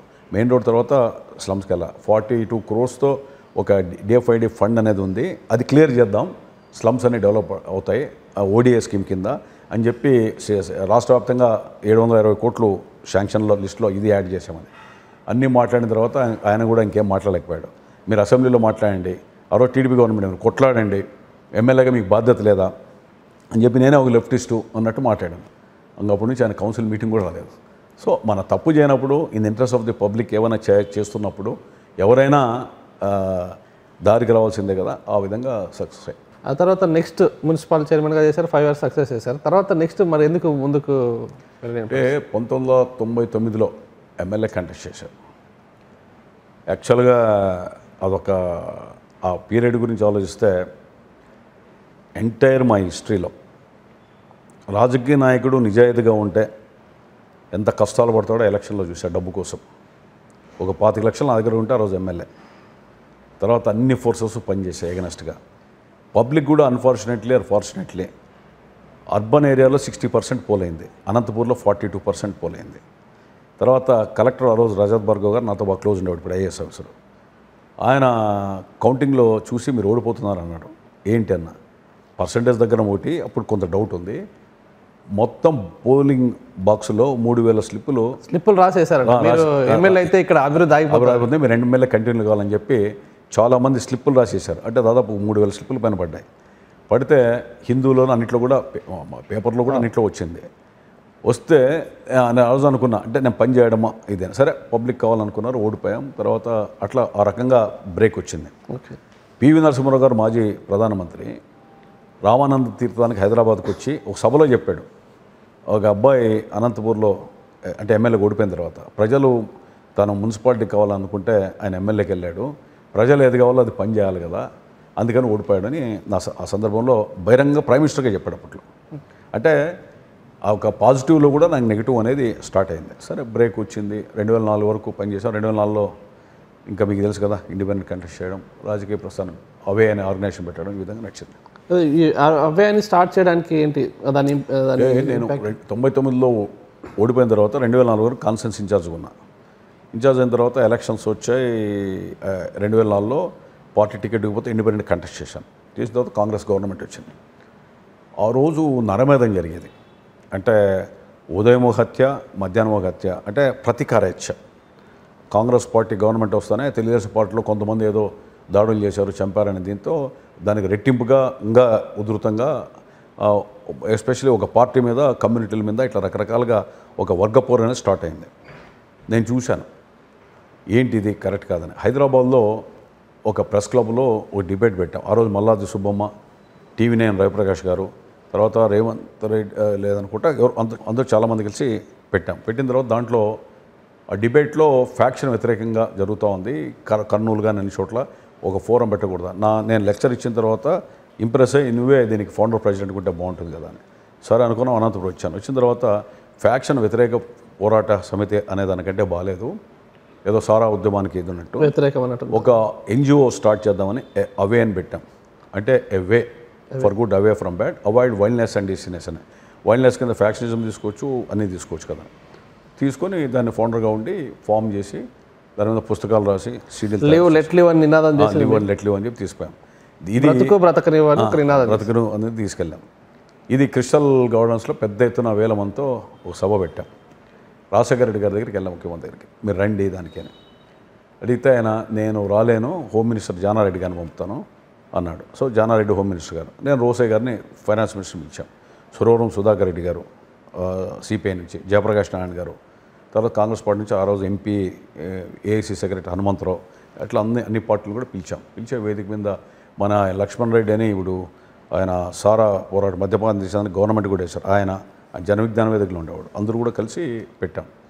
పెట్టి అక్కడ పెద్ద ఎత్తున డిబేట్ జరిగింది ఈవినింగ్ వరకు. జరిగినప్పుడు ఇంకా పత్రికల్లో వచ్చాయి, పతాక శీర్షికల్లో. తర్వాత దానివల్ల పెద్ద మూమెంటం తీసుకెళ్ళా. విశాఖపట్నం, తిరుపతి, రియల్ ఎస్టేటు సెటిల్మెంట్లు అన్నీ కూడా జరిగాయి. రాజశేఖర రెడ్డి గారు పిలిచి రాయలసీమ వాళ్ళంతా దుర్మార్గులు అనేటువంటి విధంగా ఈ మీ ఆర్గనైజేషన్ వల్ల వస్తూ ఉంది, కరెక్టా అని అడిగాడు. నేను కూడా రాయలసీమ వాడినే, నేను రాయలసీమ ప్రాంతాన్ని కాదు కానీ ఇది వద్దని ఆలోచనతో లివ్ అండ్ లెట్ లివ్ అని చేశామన్న తర్వాత కొంత ఆలోచిస్తే తెలుగుదేశం పార్టీలో కూడా ఏమైనా జరిగితే నేను అపోజ్ చేశాను కదా అన్న. అప్పుడు నవ్వి భుజం తట్టి వెళ్ళిపోయాడు రాజశేఖర రెడ్డి గారు. ఫ్యాక్షనిజంలో చేతులు కాళ్ళు ఏమో పోగొట్టుకున్న వాళ్ళకి మీరు కొంతమందికి ఆర్టిఫిషియల్ లిమ్స్ స్టార్ట్ చేసాం. అది ఎన్ని చోట్ల చేశారు ఆ కార్యక్రమం? అది మన హైదరాబాద్లో చాలాసార్లు ఇచ్చాం, తర్వాత వైజాగ్లో ఇచ్చాం. ఇట్లా చాలా చోట్ల కూడా పెట్టిన చోట్ల ఎవరైనా అప్లికేషన్ వస్తే ఈరోజు కూడా ఇస్తున్నాం. ఈవెన్ నౌ ఎవరైనా ఆర్టిఫిషియల్ లింబ్ కావాలంటే చెన్నైలో ముక్తి మీనా దాదా అని ఒక ఆమె ఉంది, వాళ్ళ నుంచి లింకప్ అయ్యి ఇస్తున్నాం. ఇప్పుడు అదే కాకుండా అవే చేస్తూ ప్లస్ నిజాయితీ పరులైనటువంటి కొద్దిమంది అధికారులని వాళ్ళని ఎన్నుకొని మీరు అవార్డ్స్ ఇస్తున్నారు. అదే ఎలా ఎంపిక ఎలా జరుగుతుంది? అది ఎలా మీకు ఎలా తెలుస్తుంది వాళ్ళు అవినీతికి పాల్పడలేదు అని? ఈ దేశంలో ప్రతి వాడు మనం ఏం చేస్తున్నాం అంటే అవినీతి పోవాలా, ప్రతి వాడు చెప్తున్నాం. నేను ఆలోచించా, నీతివంతమైన నిజాయితీ పరులను ఎవరైనా గౌరవిస్తున్నామా? పొలిటీషియన్ కావచ్చు, పబ్లిక్ సర్వెంట్ కావచ్చు. కానీ రాజకీయ నాయకుడు నిజాయితీగా ఉన్నాడు గొప్ప సంగతి కాదు. ఎందుకంటే ప్రజల్లో నేమ్ అండ్ ఫేమ్ ఉంటుంది, అదేవిధంగా కావాల్సినటువంటి పవరు చేతికిస్తారు. కాబట్టి ఆనెస్ట్గా ఉండడంలో తప్పులేదు, ఉండాల్సిన బాధ్యత ఉంది. దానికి గౌరవం కూడా ప్రజలే ఇస్తున్నారు.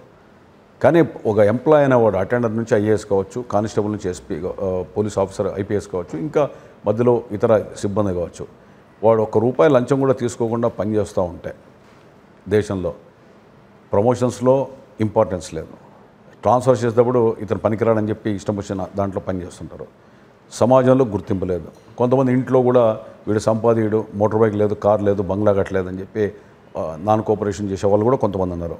అన్ని రకాలుగా చూసిన తర్వాత ఏదో ఒక రోజు ఏం చేస్తాడు, నేను ఎవరి కోసం నిజాయితీగా ఉండాలా, నేను అవినీతిగా పరుడుగా ఎదురుటోడిని చూసి నేర్చుకోమంటున్నారు కదా అనేటువంటి భావనతో అవినీతికి పరుడుగా మారే అవకాశం ఉంది. కాబట్టి మనం ఏం చేసామంటే you may not be honest but you must have concern to honour or respect honest public servants అనేటువంటిది ఒక స్లోగన్ తీసుకొద్దామని. నువ్వు నిజాయితీపరుడు కాకపోవచ్చు కానీ నిజాయితీ పరులను గౌరవించు, ఆ మనస్తత్వాన్ని పెంచుకో అనేటువంటి నినాదంతో స్టార్ట్ చేశాం.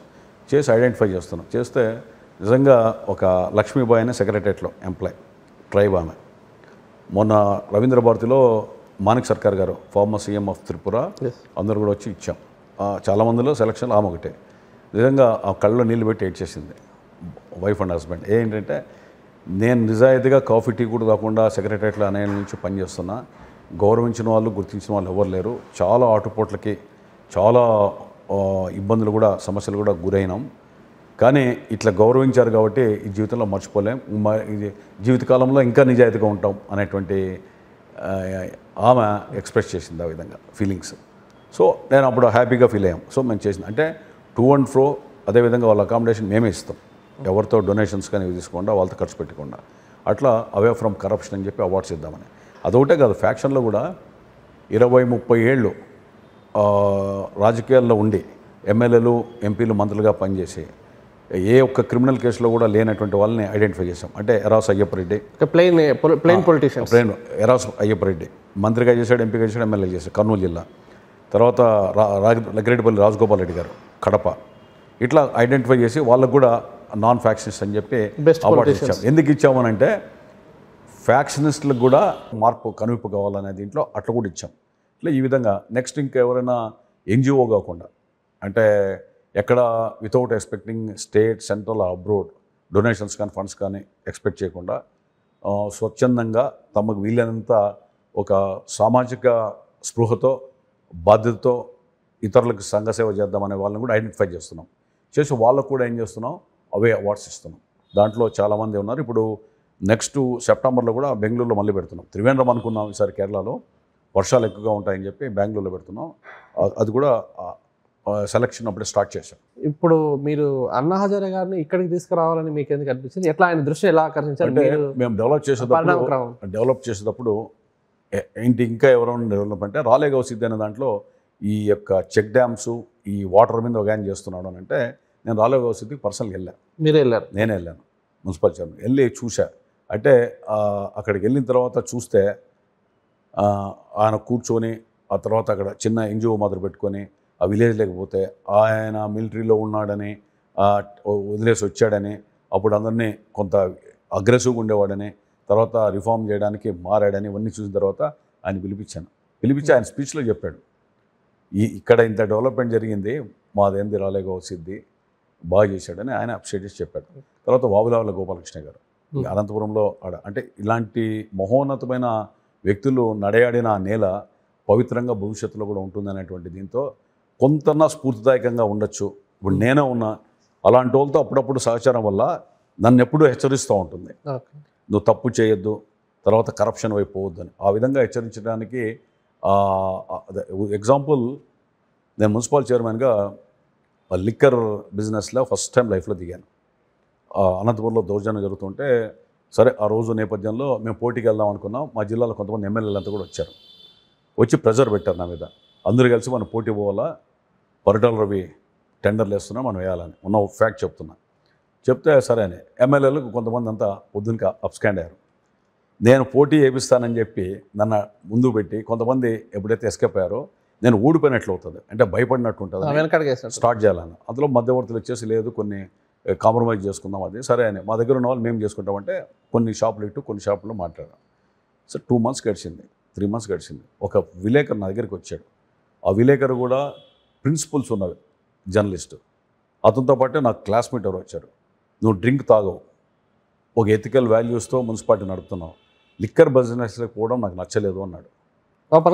నాతో చెప్పాడు. ఎందుకంటే నేనేం పోలేదు, కొంత ఏదో ఫ్రెండ్స్ అంతా కలుస్తారు, నేను కొంత డబ్బు పెట్టాను దాంట్లో, మరి అంటే లేదు ఇది కరెక్ట్ కాదు అని చెప్పాడు. ఆ రోజంతా ఆలోచించాను.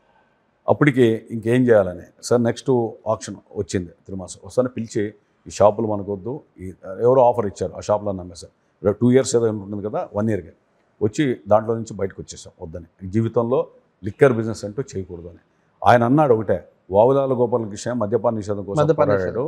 అలాంటి వ్యక్తుల్ని పిలుచుకొని వచ్చిన తర్వాత నువ్వు ఈ బిజినెస్ కరెక్ట్ కాదేమో అని అన్నాడు. మీరు ఆ లైన్లోకి వెళ్ళారు కాబట్టి ఈ లైన్లో అని అన్నాడు. ఎస్ కరెక్టే కదా అని ఆ రోజు లిక్కర్ బిజినెస్ అది చేయకూడదని డెసిషన్ తీసుకున్నాం. ఇట్లా మనలోనే కొన్ని సందర్భాలు, సన్నివేశాలు లేదా కొంతతో కలిసినటువంటి సాహచర్యమో మార్పులు తీసుకొని వస్తాయి. ఆ విధంగా కాలక్రమేణా అట్లా కూడా మార్పు వచ్చింది నాకు. వావులాల గోపాలకృష్ణ గారి వల్ల నాకు అది ఉపయోగపడింది. చిరంజీవి పార్టీ పెట్టిన తర్వాత, ప్రజా రాజ్యం పెట్టిన తర్వాత ఆ ఎంట్రీ ఎలా అయ్యింది, ఎగ్జిట్ ఎలా అయ్యారు, ఎలా జరిగింది? నేను యాక్చువల్గా అవే ఆర్గనైజేషన్ పెట్టిన తర్వాత జన విజ్ఞాన వేదికలో టీవీ రావు అని ఉన్నాడు. టీవీ రావు అంటే ఆయన తర్వాత మన లక్ష్మణ్ రెడ్డి గారు అంతా కలిసి పెట్టారు. సో మన అవేలో కూడా వాళ్ళు పార్టిసిపేట్ చేశారు. హైదరాబాద్లో కొంత మూమెంటం స్టార్ట్ చేశాం. డాక్టర్ మిత్రా గారు నాకు పరిచయం అయ్యారు. అయిన తర్వాత ఒక కూకట్పల్లిలో ఓ బ్లడ్ బ్యాంక్ ఏదో స్వామి నాయుడు ఉన్నాడు, చిరంజీవి గారి దగ్గర పెట్టారు. పవన్ కళ్యాణ్ది గెస్ట్గా మిమ్మల్ని కూడా పిలిచామంటే నాన్ పొలిటికల్ కదా, అవే తరఫున నన్ను పిలిచాడు. స్పీచ్ ఇచ్చాను. ఇచ్చిన తర్వాత స్పార్క్ అని ఒకటేదో పెట్టాలని హిడెన్ అజెండా ఏదో పెట్టుకొని స్టార్ట్ చేశారు. స్పార్క్ పెట్టినప్పుడు నన్ను గెస్ట్ లెక్చర్గా పిలిచారు. నేను ఈ పొలిటికల్ వ్యవస్థ మీద మాట్లాడితే చిరంజీవి గారేమో ఆ స్పీచ్లను చూసి నా స్పీచ్ కూడా చూసినట్టుంది. దాంట్లో నాకు ఫోన్ చేసి గీతా ఆర్ట్స్లో చిరంజీవి గారు మీతో కలుస్తారంట, డాక్టర్ మిత్రా గారు ఫోన్ చేసి మీరు 10:30, 11కి హైదరాబాద్లో ఉన్నారు, కలవగలరా అంటే కలుస్తాను అన్న. నేను వెళ్ళాను గీతా ఆర్ట్స్కి ఫస్ట్ టైం. దాంట్లో వెళ్ళి మీలా కూర్చొని పేపర్ చదువుతున్నా. ఒక 5-10 minutes తర్వాత ఒక ఆయన వచ్చి కూర్చున్నాను పక్కన. నేను ఎవరో నాతో పాటు విసిరేమో అనుకున్నా. చూస్తూ కాసేపు తిరిగితే బెల్ట్ చెప్పులు వేసుకొని గ్రీన్ టీ-షర్ట్ వేసుకొని కూర్చుంటే చిరంజీవి గారు. ఈయన చిరంజీవి గారా కాదా అంటే మామూలుగా అని అనుకొని ఆ లోపల ప్రభాకర్ చౌదరి గారు మీరు అని అడిగాడు. అవునంటే రండి అని తీసుకెళ్ళి రేపు ప్రభుత్వం వస్తే, ఆయన ఇంకా పార్టీ కూడా పెట్టలే, ప్రభుత్వం వస్తే ఏం చేయొచ్చు అని అడిగాడు. ఏం చేయగలమో ఏం చేయొచ్చు అన్నాడు. బిడ్డ పుట్టిన తర్వాత చనిపోయే వరకు వెల్ఫేర్ చూడడమే ప్రభుత్వం అన్న ఒక్క మాటలో భలే చెప్పేశారండి అన్నాడు చిరంజీవి గారు. తర్వాత ఇంకా కొంత పొలిటికల్గా పార్టీ పెట్టాలనుకున్నాము, చాలా డిస్కషన్ జరిగిన తర్వాత జిల్లా పార్టీ రోజు అధ్యక్షులుగా ఉన్నామన్నారు. అంటే లేదన్నా పుట్టపర్తి గంగన్న పేరు సైజ్ చేసాం, గంగన్న వేశారు. స్టేట్ కమిటీ అన్నారు ఆయన. ఒక మనిషిలో అంటే నేను పార్టీలో టీడీపీ నుంచి బయట వచ్చాను 2004లో, ఇతను సమాజానికి అవసరమేమో, తర్వాత ఒక సామాజిక న్యాయం అంటున్నాడని దీంతో సపోర్ట్ చేశాం. చేసి చూసిన తర్వాత నన్ను ప్రకాశం జిల్లా ఇన్ఛార్జ్ నేను. సో అక్కడ పోయి మీటింగ్స్ అన్ని చూశాను. ఆయన ప్రోగ్రామ్ అంతా కూడా ఒంగోలు ప్రకాశం జిల్లాలో చేశాం. మన పరకాల ప్రభాకర్ గారు, ఉమానగరెడ్డి అంతా వచ్చారు. రాయలసీమకి వచ్చాం. రాయలసీమకి వచ్చిన తర్వాత జీకే అనే తన దగ్గర అతను ఉంటాడు. అంటే ఆయన పేరు స్పీచెస్ రాస్తాడు. కొత్త చెరువు ఎక్కడో వచ్చిన తర్వాత చౌదరి గారిని పిలిచి రాయమంటే స్క్రిప్ట్ నేను అనుకుంది రాసా స్పీచెస్. నేను ఎక్కడో రాస్తే ఆయన ఇంకో చోట మాట్లాడు. ఇంకోటి మాట ఇంక నేను ఎందుకు రాయాలన్న అంతా అయిపోయింది. అయిపోయిన తర్వాత ఇంకా పులివెందుల్లో రానివ్వడం లేదనంటే ఉమానగరెడ్డి ఫోన్ చేశాను నాకు. ఇట్లా ప్రభాకర్ చౌదరి ఇట్లా పులివెందుల్లో ప్రోగ్రామ్ ఉంది, కొడుతున్నారు అంతా అక్కడ అంటే, సరే నువ్వురా అని చెప్పి నేను వెహికల్స్ తీసుకొని ఆయన తీసుకొని పులివెందులు పోయాం. పోయి చిరంజీవి గారిని రమ్మని నేను వెహికల్ ముందర ఉండి మొత్తం ప్రోగ్రామ్ అంతా కూడా అయిపోయేంత వరకు చూసుకొని ఆయన పంపించి వచ్చాం. సో ఆయనకు మన మీద కాన్ఫరెన్స్ చేసి పార్లమెంట్ కంటెస్ట్ చేయని అడిగాడు. తర్వాత జిల్లాలో కొన్ని చెప్పాను నేను, ఇది కరెక్ట్ కాదు ఇట్లా కొంత ఏదంటే ఆయన ఏదో కొన్ని నిలబడమన్నాడు.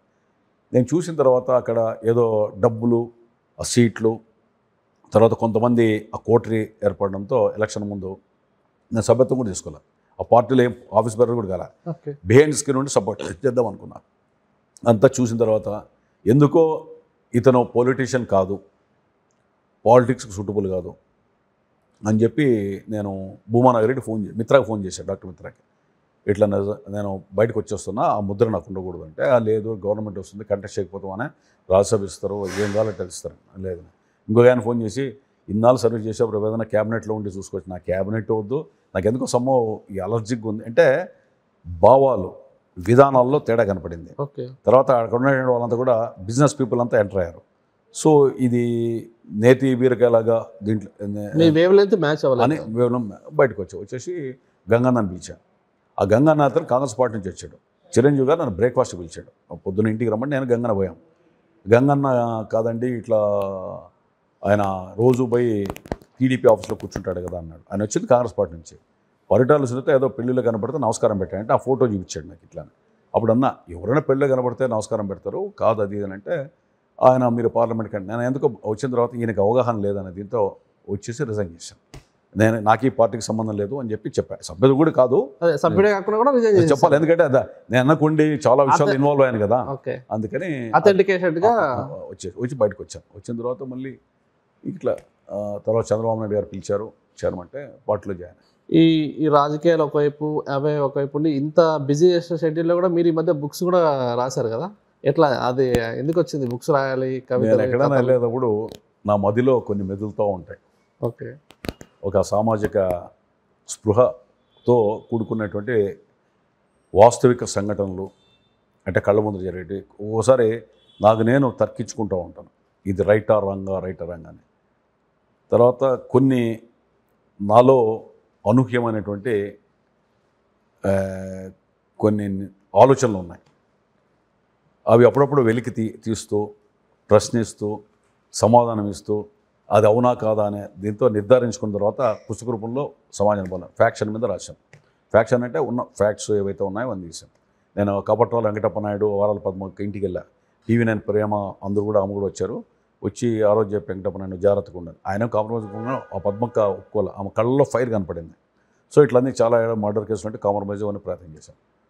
చేసి సాగే ఈ సందర్భంలో అంటే చాలా విషయాల్లో ముందుకు పోతూ ఉన్నటువంటి సందర్భంలో కూడా కొన్ని నాకు ఏదైనా ఇది అని అనిపించినప్పుడు పుస్తకం దానికన్నా భగవంతుడు గాడ్ ఈజ్ ఇప్పటికీ నాకేంటంటే రిలీజియన్ మీద క్యాస్ట్ మీద పెద్ద నమ్మకం లేదు. గాడ్ ఈజ్ ఓన్లీ వన్ అని ఆ కాన్సెప్ట్లో కొన్ని నేను నా అనుభవపూర్వకంగా కొంతమంది స్వాములు, ఒక స్వామి మా జిల్లాలో 999 అనే కార్ బుక్ చేసి వాకర్ అనే అతను ఫారినర్తో లెటర్ రాయించి మళ్ళీ ఫోన్లో మాట్లాడి బెంచ్ కారు నీకు బుక్ చేసాము అని, నాకు ఆ కారు వద్దు ఇదని. ఇట్లా కొన్ని ఉన్నాయి నాకున్నటువంటి దీంట్లో. నేను కూడా చూసా, బెరీ చేసుకున్నాను. సో అవి పుస్తక రూపంలో ప్రజలు పంపాలని, కరప్షన్ మీద, దాని మీద, అవినీతి అనే దాంట్లో 3 పుస్తకాలు రాశాను. ఇప్పుడు అవినీతి అనేటువంటి పదంలో నీతి కూడా ఉంటుంది, అక్రమం అన్న దాంట్లో క్రమం ఉంటుంది, అన్యాయంలో కూడా న్యాయం ఉంటుంది. అవన్నా ఇంప్లిమెంట్ చేయమని అడుగుతున్నాను. Of course you may be a corrupt, but even that reasonable corruption ఉండాలి. అంటే ఈ చెట్టుల్లోనే పళ్ళు తీసుకో, వీలైతే అంత అవసరమైతే ఆకులు తీసుకో, కొమ్మలు కొట్టద్దు, మొదలు నరకద్దు, వేళ్లతో బొగ్గుల కోసం ఆ యొక్క వేళ్ళని పీకద్దని బొగ్గులకు ఓలే మొదలంటే బొడవ జనదని ఒకటి ఉంది. మాలకరి పుష్పములు పోయి మాడికి అది అబద్ధం, అది తీయద్దు, అట్లా ఇతరులు కూడా ఉపయోగపడాలి కదా అని దాంట్లో ఈ కరప్షన్ రాశారు. ఒక ఎంప్లాయీ 1000-2000 లంచం తీసుకుంటే ఏసీబీ వాళ్ళు వచ్చి పట్టుకుంటున్నారు. పొలిటీషియన్ కోట్లు అక్రమంగా ఆర్జిస్తే గన్మెన్లు ఇచ్చి పవర్ ఉంటే ప్రొటెక్ట్ చేస్తున్నాం. సో ఇదేంటి అనేటువంటిది నాలో తర్కం ఉంది, నాలో అది ఎప్పుడు కూడా ప్రశ్నార్థకంగానే ఉంది. దాన్ని పుస్తక రూపంలో తీసుకొని వచ్చాను. అదే ప్రశ్న నేను అడగబోతున్నా. జనరల్గా చాలామంది రాజకీయాలకు వచ్చి దోచుకొని కాన్సెప్ట్ మీద ఎవరు వచ్చినా లేటెస్ట్ వచ్చినా ఇది వరకు కానీ.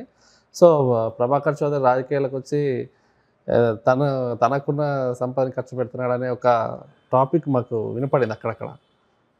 అంటే జనరల్గా వచ్చేదే రాజకీయాలకి గెలిచామా ఇక మనం సెటిల్ అయిపోదాం అని.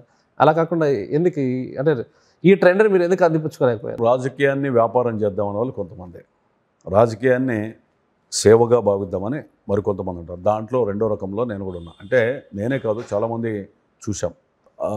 రాజకీయాల్లో ఆస్తులు పోట్టుకున్న వాళ్ళు కూడా ఉన్నారు. తర్వాత ఏదో పేరు ప్రతిష్ట అనేటువంటిది అది ఉంటే చాలని. ఒకప్పుడు చాలామంది నిస్వార్థపరులు ఉన్నారు, ఇప్పుడు కొంత పర్సంటేజ్ చాలా తగ్గింది.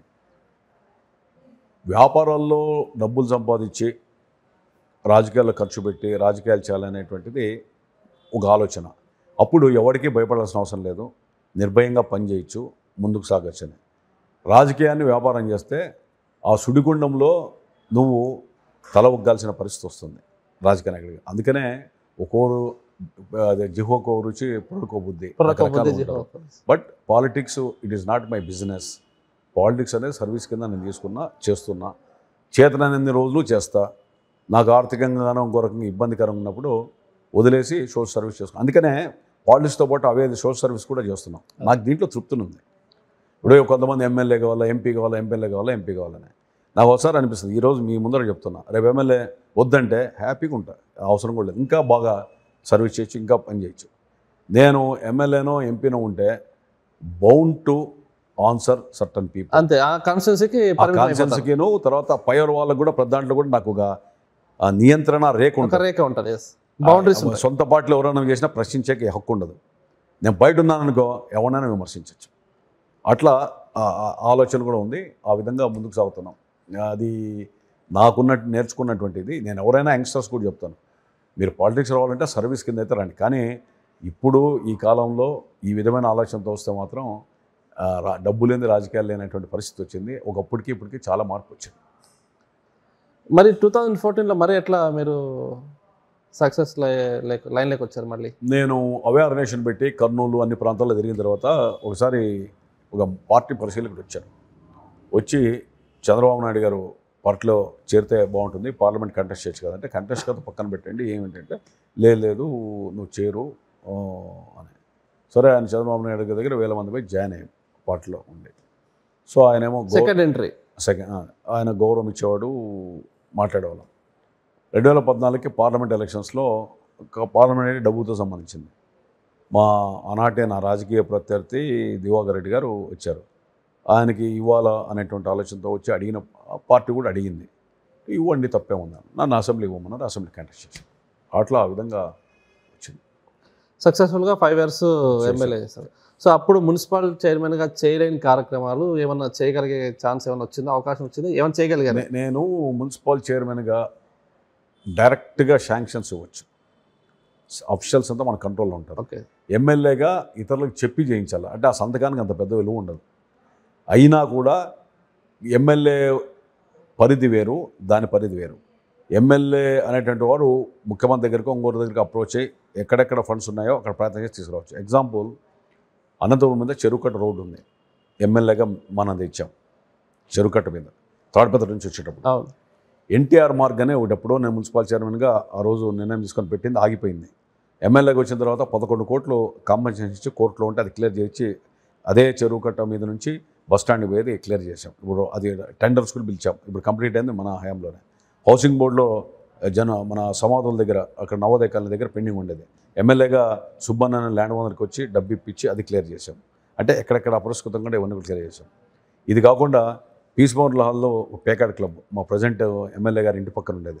దాన్ని ఒక రూరల్ మ్యూజియంగా తీసుకురావాలని చెప్పి రూరల్ అండ్ కల్చర్ మ్యూజియంగా తీసుకొని వచ్చి దాన్ని హెరిటేజ్ స్టేటస్ ఇప్పించా. ఎందుకంటే ఎవరో ప్రైవేట్ వ్యక్తులు చేతికిపోకుండా అదొక నిజంగా ఆనాటు వరల్డ్ వార్కి ప్రత్యేకంగా ప్రతిబింబంగా దాని పేరే అదే. ఈరోజు ఎవరైనా పోయి అక్కడ ఉండడానికి అది ప్రజల డబ్బుతోనే, ఎవరి డబ్బు పెట్టలే, పబ్లిక్ కాంట్రిబ్యూషన్తో చేయించాం. ముందు పార్కుల్లో అంతా కూడా ఓపెన్ జిమ్లు పెట్టాను. నేను ఢిల్లీలో ఫంక్షన్కి వెళ్తే ఓపెన్ జిమ్ చూసి ఇక్కడ ఎందుకు పెట్టకూడదని చెప్పి తక్కువ రేటుకి తెప్పించి ఇక్కడ ఓపెన్ జిమ్లు పెట్టాం. తర్వాత దీంతో పాటుగా ఇంకా కమ్యూనిటీ హాల్స్, మహిళలు చెట్ల కింద కూర్చుంటే కమ్యూనిటీ హాల్స్ కట్టాం. ఆ కమ్యూనిటీ హాల్స్ అన్ని కూడా ఉండాలని చెప్పి అక్కడ ఏర్పాటు చేశాం. తర్వాత సబ్ స్టేషన్లు 4 తెప్పించాం. 4 టౌన్ పోలీస్ స్టేషన్ 175 నియోజకవర్గాల్లో ఎక్స్ట్రా పోలీస్ స్టేషన్ అనంతపురం తీసుకొని వచ్చి రుద్రాంపేట దగ్గర అది పెట్టాం. అది తీసుకొని వచ్చి ఏర్పాటు చేశాం. ఇవి కాకుండా ఇంకా మన పీటీసీ స్టేడియం ఉంది. అది చంద్రబాబు నాయుడు గారు ముఖ్యమంత్రి వస్తా అంటే దాన్ని అవకాశంగా తీసుకొని ఆనాటి ఎస్సీ ఒక లేడీ ఉంటే ఆ కాంట్రాక్టర్ని కూడా మాట్లాడి కలెక్టర్ గారితో మాట్లాడి ఏదో టెంపరీగా డబ్బు ఖర్చు పెడితే కాదు, హైదరాబాద్ ఎల్బీ స్టేడియం లాగా ఉండాలని చెప్పి దాన్ని ఇండోర్ ఎల్బీ స్టేడియం లాగా దాన్ని స్టేడియం చేశాం పీటీసీలో. ఇట్లా తర్వాత వాటర్ ప్రాజెక్ట్ కావాలి అనంతపురంకి, అండర్ గ్రౌండ్ డ్రైనేజ్ కావాలంటే. సో ఒక ప్రాజెక్ట్ ఎప్పుడో పెండింగ్ ఉంటే వరల్డ్ బ్యాంక్ వాళ్ళని కన్విన్స్ చేసి 120 కోట్ల ప్రాజెక్ట్ తెచ్చి 11 ఎలివేటెడ్ రిజర్వాయర్స్ కట్టాం. పైప్ లైన్లు కూడా టౌన్ అంతా వేయించాం. అది ఒక పెద్ద major project. Super special hospital ఉంది. నేను ఎలక్షన్స్లో 2014లో చెప్పాను, నాకు అవకాశం ఇస్తే ప్రభుత్వ ఆసుపత్రిని మారుస్తా, పెద్ద ఆసుపత్రి తీసుకొని వస్తాను. సో గవర్నమెంట్ హాస్పిటల్లో రోజు బెడ్షీట్లు మార్చి నైట్ ఇన్స్పెక్షన్ పోయి మెడిసిన్స్ చెక్ చేసి మొత్తం ప్రెజర్ బిల్డప్ చేస్తే మొత్తం మార్పు వచ్చింది. అసెంబ్లీలో మాట్లాడి సో హాస్పిటల్లో ఆ రోజుకి ఈ రోజుకి మీరు పేషెంట్కి చెప్తారు అంత పరిశుభ్రంగా ప్రైవేట్కి ధీటుగా అనంతపూర్లో మార్చాం. సూపర్ స్పెషల్ హాస్పిటల్ కూడా రాష్ట్ర విభజనలో ఒక లొసుగును పట్టుకొని తీసుకొచ్చాం. తెచ్చిన తర్వాత ఆ రోజు చాలామంది హిందూపూర్ రకరకాలు తీసుకోవాలంటే మాట్లాడేసి వెంటనే స్పీడప్ చేయించి దాన్ని శంకుస్థాపన కూడా నేను ఊగకుండా పోతే మళ్ళీ పర్సంటేజ్ ఎవరన్నా డిమాండ్ చేస్తే పారిపోతారని చెప్పి సర్వేయింగ్ కంప్లీట్ చేసి ఈరోజు కూడా డాక్టర్లను నియమించి సూపర్ స్పెషల్ హాస్పిటల్ లేకుండా కోవిడ్లో మన వాడారు. ఇప్పుడు కూడా పూర్తిగా సిబ్బందిని అపాయింట్ చేయాలి. అంటే అది ఇట్లా ఈ విధంగా ఎక్కడ వీలైతే అక్కడ మొత్తం మార్పు తీసుకొచ్చాం. 13,000 రేషన్ కార్డులు ఇప్పించాం. అనంతపూర్లో పెండింగ్ ఉన్న పట్టాలన్నీ ఇప్పించాను ఎక్కడైతే ఉన్నాయో. సీఎం రిలీఫ్ ఫండ్ 2,500 కుటుంబాలకు ఇచ్చాం. నేను స్వయంగా వెళ్ళి ఇంటికి వెళ్ళి ఇచ్చేవాడిని. ఎందుకంటే మధ్యలో ఏదైనా 10,000 15,000 ఎవరైనా కార్యకర్తలు డబ్బు తీసుకుంటారని. Irrespective of the caste, irrespective of the party. మా వాళ్ళు చాలామంది ఇచ్చారన్నా మన వైఎస్ఆర్ పనిచేశాడు లేదా పలానాడు మైగ్నెస్ చేశాడంటే కాలేజ్ సీట్ల విషయంలో, చదువు విషయంలో, ఆరోగ్యం విషయంలో మీరు అభ్యంతరం చెప్పొద్దండి. ఏదైనా కాంట్రాక్టుల్లో అతను ఆదాయం వస్తుందంటే చెప్పు, మీరు కావాలంటే చేసుకోండి అని చెప్పి ఎవరి మాట వినకుండా హెల్ప్ చేసాం. ఇట్లా ఎక్కడ పడితే అక్కడ.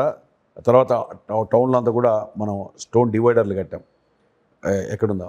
తర్వాత ఆరో నేషనల్ పార్క్ ఉంది, అది శిథిలం చేశారు. వెంటనే దాన్ని ఏం చేసాం, శిల్పారామంగా కన్వర్ట్ చేయించి తర్వాత దాంట్లో ఫంక్షన్ హాలు, గెస్ట్ హౌసు అవన్నీ కూడా పెట్టాం. తర్వాత ఒక ఆర్డిటీ స్వచ్ఛంద సంస్థ ఫెరర్ విగ్రహం పెట్టా. వాళ్ళని బ్రతిమలాడి ఒక చెక్ డ్యామ్ కడితే వాటర్ వాటర్ పర్కులేట్ అవుతుంది. అదొక పర్కులేషన్ ట్యాంక్ మాదిరి పని చేసుకుంటూ రాజీవ్ కాలంలో వాటర్ ప్రాబ్లం ఉంటే అక్కడ ట్యాంక్ కట్టి అక్కడి నుంచి వాటర్ ఇస్తున్నాం, అక్కడ చెట్లు బతుకుతున్నాయి. అంటే ఇంకోటి కూడా ఇవన్నిటికంటే ఒక్కరోజు కూడా అసెంబ్లీకి గైర్హాజరు కానీ ఎమ్మెల్యే నేనే. కోడెల సుప్రసాద్ గారు కంటిన్యూగా వచ్చారు, నేను వచ్చాను. ఒకరోజు కూడా గైర్హాజరు కాలే. ఎందుకంటే ప్రజల గౌరవ వేతనం ఇస్తున్నారు, గౌరవం కూడా లభించింది కాబట్టి. ఈ విధంగా కారు ఎమ్మెల్యేకి స్టిక్కర్ వేసుకోకుండా ప్రతి ఇయర్ మాకు 3 స్టిక్కర్లు ఇస్తారు. 5 ఏళ్ళకి 15 స్టిక్కర్లు. నా కారుకి లేదు, ఇంట్లో లేదు, కొత్త మీకే కావాలంటే ఇస్తామే. 15 స్టిక్కర్లు కూడా కారుకి ఎక్కడ వేసుకోకుండా ఎమ్మెల్యే అనేటువంటిది కూడా పెట్టాం. ఎమ్మెల్యే అనేది పర్మనెంట్ కాదు, ఆ స్టిక్కర్ ఎందుకని. ఇట్లా మనలో మార్పు తీసుకొని వచ్చాం, పరివర్తన తీసుకొని వచ్చాం. తర్వాత ఎదుటివారికి ఐడియల్గా మోడల్గా ఉండాలని చెప్పి ప్రయత్నం చేశాం. అంటే 5 ఏళ్ళు ఫుల్ ఫ్లెడ్జ్డ్గా మున్సిపల్ చైర్మన్ ఉన్నారు, తర్వాత 5 ఏళ్ళు ఫుల్ ఫ్లెడ్జ్డ్గా ఎమ్మెల్యే ఉన్నారు. అంటే అక్కడ ఫుల్ ఎమ్మెల్యే అంటే ఒక చైర్మన్గా సక్సెస్ అయ్యారా, ఒక ఎమ్మెల్యేగా సక్సెస్ అయ్యారా? చైర్మన్ ఉద్యోగం మీరు ఎక్కువ చైర్మన్దే. చైర్మన్ ఉన్న లిమిటేషన్ వేరు, ఎమ్మెల్యేకి ఉన్నటువంటి లిమిటేషన్స్ వేరు. అంటే మీ సక్సెస్ అనేది మున్సిపల్ చైర్మన్గా నాకు చాలా తృప్తినిచ్చింది ఎమ్మెల్యే కంటే. ఎమ్మెల్యేగా ఎవరినో ప్రాధాయపడి ఫైల్ మోసుకొని వెంటబడి చేయాలి. బట్ ఎమ్మెల్యేగా ఎక్కడ సంతోషపడ్డానంటే, చిన్న ఎగ్జాంపుల్, శాసనసభలో కొన్ని మాట్లాడాను. ఇప్పుడు మేయర్లు, మాజీ జిల్లా పరిషత్ చైర్మన్లు అందరూ కూడా లైట్లు వేసుకొని పోయేవాళ్ళు, టాప్ లైట్ వేసుకొని అంబులెన్సులకి రెడ్ లైట్ వేసుకొని పోయేవాళ్ళు. దాన్ని శాసనసభలో మాట్లాడి స్టాప్ చేసాం. కార్పొరేషన్ చైర్మన్ అలాంటి వాళ్ళంతా కూడా స్టాప్ చేయించాను. ఎందుకంటే అంబులెన్సులకి సైడ్ ఇవ్వకుండా ఉన్నారు, పేషెంట్లు చనిపోతున్నారు. వీళ్ళు మెయిన్ లైన్లో వెళ్తారు, అంబులెన్స్ సైడ్కి వెళ్ళాలి. వాళ్ళు ప్రజలు ఎవరు ఈ అంబులెన్స్ తెలియదు, వీళ్ళ తెలియదు. సో అది ఒక సక్సెస్ అయ్యాం. తర్వాత ఇంకా ఆటో రిక్షా డ్రైవర్లకి వీళ్ళకి చదువు అవసరమా, తెలుగు చదివితే చాలా సర్టిఫికేట్ అవసరమా అని చాలా ఇష్యూస్లో శాసనసభలో మాట్లాడడం వల్ల కొంత చట్టాల్లో కూడా మార్పు రావడానికి దోహదపడిందని చెప్పి నేను హ్యాపీగా ఉన్నాను. అప్పుడు మున్సిపల్ చైర్మన్ ఉన్నప్పుడు మీరు స్లమ్లో ఎవరికి ఏం చేయలేకపోయామని అన్నారు. అంటే రోడ్స్ మళ్ళీ ఎమ్మెల్యేకి ఏమైనా చేయడానికి అవకాశం. స్లమ్కి మళ్ళీ మున్సిపల్ చైర్మన్గా 42 కోట్లు తీసుకొని వచ్చి ఓవర్సీస్ డెవలప్మెంట్ ఏజెన్సీ కింద ఓడిఎస్ స్కీమ్ అంటే డిఎఫ్ఐడి పథకం కింద మొత్తం తీసుకొని శాంక్షన్ చేసాం, వచ్చి మొదలు పెట్టాం. నెక్స్ట్ మళ్ళీ మున్సిపల్ చైర్మన్ అవన్నీ కూడా కంప్లీట్ అయ్యాయి. తర్వాత ఎమ్మెల్యే కూడా స్లమ్స్లో అంతా కూడా కాన్సన్ట్రేట్ చేసి డెవలప్ చేసాం. స్లమ్స్లో కావాల్సినవి స్లమ్లో ఇప్పుడు హౌసింగ్ ఉంది. నేను ఎక్కడ పట్టాల పెండింగ్ ఇస్తూ అర్బన్ హౌసింగ్ కింద 6,000 ఇళ్ళు ఇంజనీరింగ్ కాలేజ్ దగ్గర చేసాం. ఇంకొక 6,000 శాంక్షన్ చేసాం. అంటే దాదాపు కంప్లీట్ అయితే దాదాపు 12,000 ఇళ్ళు అవుతాయి. గవర్నమెంట్ కట్టారు, 500 to 25,000 ఇట్లా కట్టారు. మన గవర్నమెంట్ మారింది, పెండింగ్ ఉన్నాయి, అవన్నీ కూడా శిథిలావస్థకు వచ్చాయి. అంటే ఎక్కడ వీలైతే అక్కడ పని చేసుకుంటూ పోయాం. అంటే మీరు టీడీపీలో బస్ షెల్టర్లు పెట్టాం, పబ్లిక్ టాయిలెట్స్ పెట్టించాం నా ఫండ్స్ తప్పుడు. అంటే ప్రజలకి ఏది ఉపయోగపడుతుందో, ఎక్కడ ఏం చేయగలో రోడ్లు కానీ ఇవన్నీ కూడా ఆఫీసర్లను పిలిపించి కూర్చోబెట్టి కన్విన్స్ చేయగలిగాం. ఆల్మోస్ట్ మీరు టీడీపీలో దీర్ఘకాలికంగా కొనసాగుతున్నారు. ఫస్ట్ జనరేషన్ అంటే ఎన్టీఆర్ గారిని తీసుకుందాం, ఆయనతో వర్కింగ్ స్టైల్ ఎలా ఉంది? Next coming to Chandrababu Naidu గారితో మీ వర్కింగ్ స్టైల్ ఎలా ఉంది? రామారావు గారు ముఖ్యమంత్రిగా ఉన్నప్పుడు is a man of inspiration, దాంట్లో నో డౌట్. ఆవేశపూరితంగా నిర్ణయాలు తీసుకుంటే కూడా ఇమీడియట్గా జరిగేటివి. అప్పుడు కూడు గూడు గుడ్డ అనేటువంటి దీంతో వచ్చాం. అప్పుడు ఉన్నటువంటి రాష్ట్ర బడ్జెట్ కానీ అవి డిఫరెంట్. ఇప్పుడు ఉన్నటువంటి దీంట్లో మార్పు తేడా చాలా ప్రస్ఫుటంగా కనబడింది. ఎందుకంటే ఎకానమీ, అదేవిధంగా ఇతరత్ర సోర్సెస్ కానీ అప్పటికిప్పుడు చాలా మార్పు వచ్చింది. ఆ రోజు రామారావు గారు దాంట్లో కరప్షన్ లేకపోతే చాలు అని ప్రజలు ఓట్లేశారు. కరప్షన్ లేకుండా చేయగలిగాడు. తర్వాత పేదవాడికి రైసు ఇవ్వడం, అంటే తెల్ల బియ్యం అనేది రాయలసీమ ప్రాంతం తినేవాళ్ళు కాదు. తర్వాత బట్టలు, ఆ తర్వాత హౌసింగ్, పక్కా హౌసెస్ స్టార్ట్ చేశాడు. పెన్షన్స్ ఆయన స్టార్ట్ చేశాడు, వెల్ఫేర్ కూడా. ఈ విధంగా పేదవాడి కోసం పనిచేసినది అది. తర్వాత చంద్రబాబు నాయుడు వచ్చిన తర్వాత కొంత సమాజంలో కూడా మార్పులు వచ్చాయి. సాఫ్ట్వేర్ రంగం రావడం కానీ, కొంత ఎకానమీ డెవలప్ కావడం కానీ, తర్వాత కొంత ఈ రోడ్లు కానీ ఇవన్నీ కానీ కొంత వైడన్ కావాలనేది, గ్రీనరీ కావాలని ఈయన ప్రోగ్రెసివ్ థింకింగ్తో ఈయన దీంట్లో వచ్చాడు. ఆయన రెవల్యూషనరీ థింకింగ్తో పావర్టీ పోవాలని ప్రయత్నం చేశాడు. ఇతను వెల్ఫేర్ స్కీమ్స్ పెట్టాడు. ఇతను వెల్ఫేర్ స్కీమ్స్తో పాటు డెవలప్మెంట్ కూడా జరగాలని. ఆ రోజు రామారావు గారు ఇరిగేషన్, రైతుల పట్ల హంద్రినీవా ఇన్వెస్టిగేషన్స్ కానీ, తెలుగు గంగ కానీ ఇవన్నీ కూడా చేశాడు. ఆ రోజున్న రిసోర్సెస్ చాలా తక్కువ. తర్వాత చంద్రబాబు నాయుడు వచ్చిన తర్వాత ఎక్కువగా ఉన్నాయి. సో ఆనాటి పరిస్థితుల్లో ఆయన చీఫ్ మినిస్టర్గా మా అందరికీ ఐడియల్ మోడల్గా ఎన్టీఆర్ గారు నిలిచాడు. తర్వాత ఆయన నిజంగానే ఒక మనిషి, రామారావు అంటే అదొక వ్యక్తి కాదు, ఒక శక్తిగా ఆ రోజు అందరూ కూడా ఉన్నారు. తర్వాత నిబద్ధతకి, నిజాయితీకి ప్రత్యక్ష నిదర్శనంగా కూడా రామారావు గారు ఉన్నారు, దాంట్లో నో డౌట్. చంద్రబాబు నాయుడు గారు వచ్చిన తర్వాత రాజకీయాలు, ఆ రోజు రామారావు గారు సైకిల్ ఒక గుర్తిచ్చి జెండా ఇస్తే గెలిచేవాళ్ళు ఎమ్మెల్యేలు. కానీ చంద్రబాబు నాయుడు గారు వచ్చిన తర్వాత రాజశేఖర రెడ్డి గారు కాలక్రమేణా దేశ రాజకీయాల్లో కానీ మార్పు వచ్చింది. వచ్చి కొంత డబ్బు అనేటువంటిది కూడా ప్రమేయం ఎక్కువైంది. సో కొంత పొలిటీషియన్స్ కూడా కరప్షన్కి, ఎమ్మెల్యేలు కావచ్చు, మంత్రులు కావచ్చు, ఆలోచన వైపు మనస్సు పడ్డానికి కూడా రాజకీయ ఎన్నికలు ఇవన్నీ కూడా కాలక్రమేణా మార్పు వచ్చింది. ఆ రోజుకి ఈ రోజుకి చాలా వ్యత్యాసం ఉంది. ఇప్పుడు వీళ్ళిద్దరి మధ్య మన ఎన్టీఆర్ చూశారు, చంద్రబాబు నాయుడు, వీళ్ళిద్దరి మధ్య ఇంకొక వ్యక్తి కూడా మనం చెప్పుకోవాలి, లక్ష్మీపార్వతి గారు. సో ఆమెతో కూడా మీరు జర్నీ చేశారు కదా, ఎట్లా అంటే ఎన్టీ రామారావు గారితో సన్నిహితంగా ఉన్న తర్వాత ఆ రోజు చంద్రబాబు నాయుడు గారు పార్టీ పెట్టిన తర్వాత చంద్రబాబు నాయుడు గారి దగ్గరికి ఆ పార్టీలోకి పోవాలా, మున్సిపల్ చైర్మన్గా డెవలప్మెంట్కి నాకు ఇబ్బంది అవుతుంది, ముఖ్యమంత్రి గారితో సన్నిహితంగా ఉంటే ఫండ్స్ వస్తాయని చెప్పి రామారావు గారి ఇంటికి వెళ్ళాను. వెళ్ళి నేను ఇట్లా వెళ్తాను పార్టీ దీని నుంచి అంటే ఇంకా పార్టీ పతనాస్తుంది, నా వైపు చూసి నువ్వు కూడా వెళ్తావా అన్నాడు. అప్పుడు డెసిషన్ తీసుకుని మీరు బ్రతుకున్నంత మీతో ఉంటానులే అని చెప్పి లేదని ఉన్నా. తర్వాత ఆయన చనిపోయాడు. చనిపోయిన తర్వాత పార్లమెంట్ ఎలక్షన్స్ వచ్చాయి. పార్లమెంట్ ఎలక్షన్ వచ్చినప్పుడు గాదిలింగప్ప గారు ఆ రోజు ఎమ్మెల్యే గుంటకల్ జిల్లా పార్టీ అధ్యక్షుడు, నేను ప్రధాన కార్యదర్శి. వస్తే పార్లమెంట్కి ఎవరు కంటెస్ట్ చేయాలని.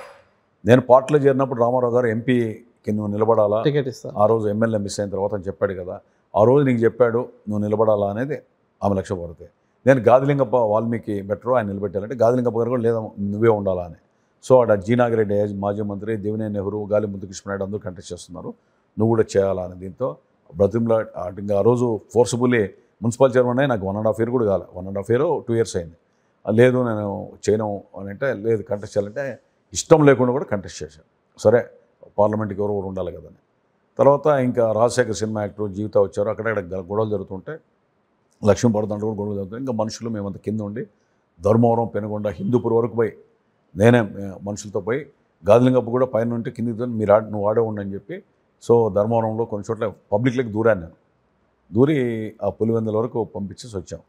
వచ్చిన తర్వాత ఇంకా మళ్ళీ అంటే సింహం గుర్తు కింద ఎంపీ నిలబడ్డాం. తర్వాత మళ్ళీ పార్టీలో ఉన్న వాళ్ళందరూ కూడా రకరకాల మాట్లాడితే ఇంకా నేను ఆమెకి లేదమ్మా నేను వెళ్ళిపోతున్నాను అని చెప్పేసి వచ్చేసి జాయిన్ అయ్యాను చంద్రబాబు నాయుడు పార్టీలో. ఆ విధంగా ఆ పార్టీతో అనుమానం ఉంది. తర్వాత అక్కడ నుంచి మళ్ళీ మీరు రెగ్యులర్ యాక్టివిటీస్లోకి వెళ్ళిపోయారు. కమింగ్ టు ఇప్పుడు మీరు ఇంత డెవలప్ చేశారు, అంటే చైర్మన్గా చేశారు, ఎమ్మెల్యేగా ఒక 5 years చేశారు.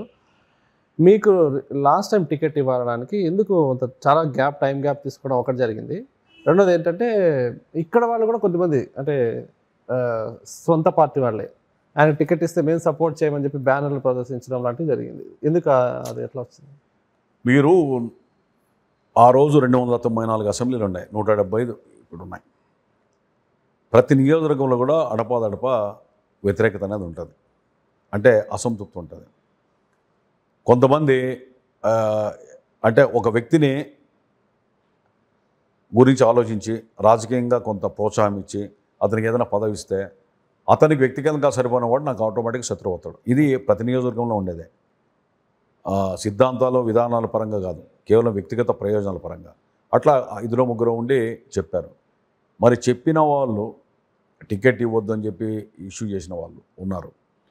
వాళ్ళు చెప్తే ఆగిందా? తర్వాత అట్లా ఎవరో 5 మందో 10 మంది మామూలుగా ప్రతి చోట అసంతృప్తి అనేది ఉంటుంది. వాళ్ళు ఎందుకు అసంతృప్తితో ఉన్నారు అనేటువంటిది కూడా పార్టీలు ఆలోచించాలి. ఇప్పుడు ఈరోజు పులివెందులు పోతే జగన్మోహన్ రెడ్డి గారి మీద వైఎస్ఆర్సీపీ దాంట్లో అసంతృప్తి ఉంటుంది. ఇంకా మిగిలిన పార్టీలు కూడా ఆ చోట కూడా నాకు ఆయన పదవి, ఇప్పుడు చంద్రబాబు నాయుడు గారు అంతమందికి పదవులు ఇచ్చాడు, రాజ్యసభ చేశాడు, మంత్రి పదవులు ఇచ్చాడు, వంశీ ఎమ్మెల్యే చేశాడు, కొడాలని పార్టీలో ఉన్నవాళ్ళు. ఇట్లాంటి పదవులు తీసుకున్న వాళ్ళు, మన ఎమ్మెల్యేలు అయిన వాళ్ళు కొంతమంది పార్టీ వదిలేసిపోయారు. అంటే ఏం తక్కువ చేయాలి చంద్రబాబు నాయుడు గారు, పార్టీ పరంగా అన్ని రకాలుగా చూసుకున్నాడు. అంటే అవకాశవాద రాజకీయాల్లో కొంతమంది అటు ఇటు ఒకసారి అఘోరం జరిగిందని పోయిన వాళ్ళు రకరకాలు ఉంటారు, వ్యక్తిగత ప్రయోజనాలు. ఈ విధంగా ఉన్న వాళ్ళందరినీ కూడా మనం మీకు ఎందుకు ఎగ్జాంపుల్ చెప్తున్నా, మహాత్మా గాంధీని దేశంలో 100% యాక్సెప్ట్ చేస్తారా ఈరోజు? ఆ రోజు చేశారా? వ్యతిరేకించే వాళ్ళు ఉంటారు. మదర్ తెరిసానే 100% యాక్సెప్ట్ చేసే వాళ్ళు ఉన్నారా? 5% 3% కొంతమంది వ్యతిరేకులైన వాళ్ళు ఉంటారు ఆటోమేటిక్గా.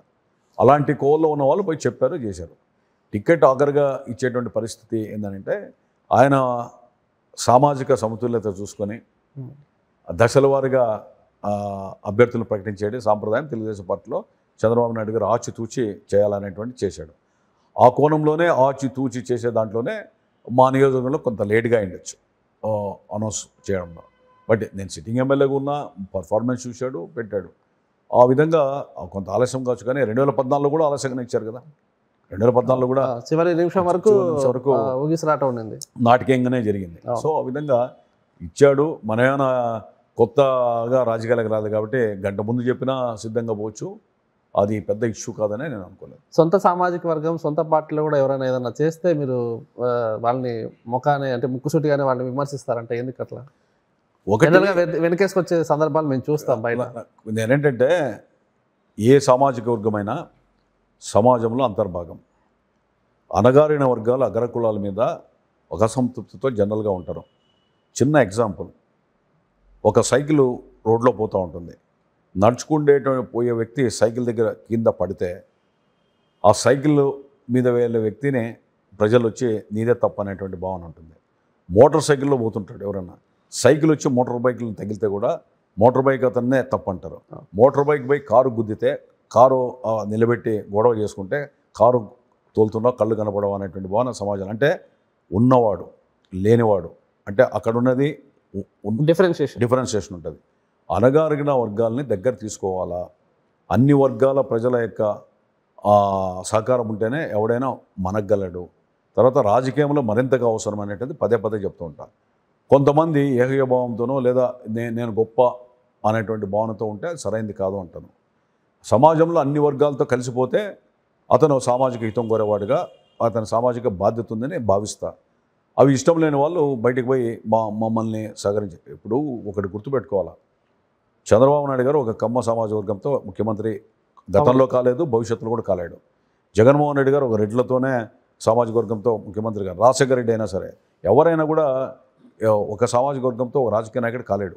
అన్ని సామాజిక వర్గాల యొక్క సహకారం, అభిమానం, ఆమోదం, మద్దతు ఉంటేనే ప్రజాప్రతినిధిగా ఎవరైనా రాణించగలడు.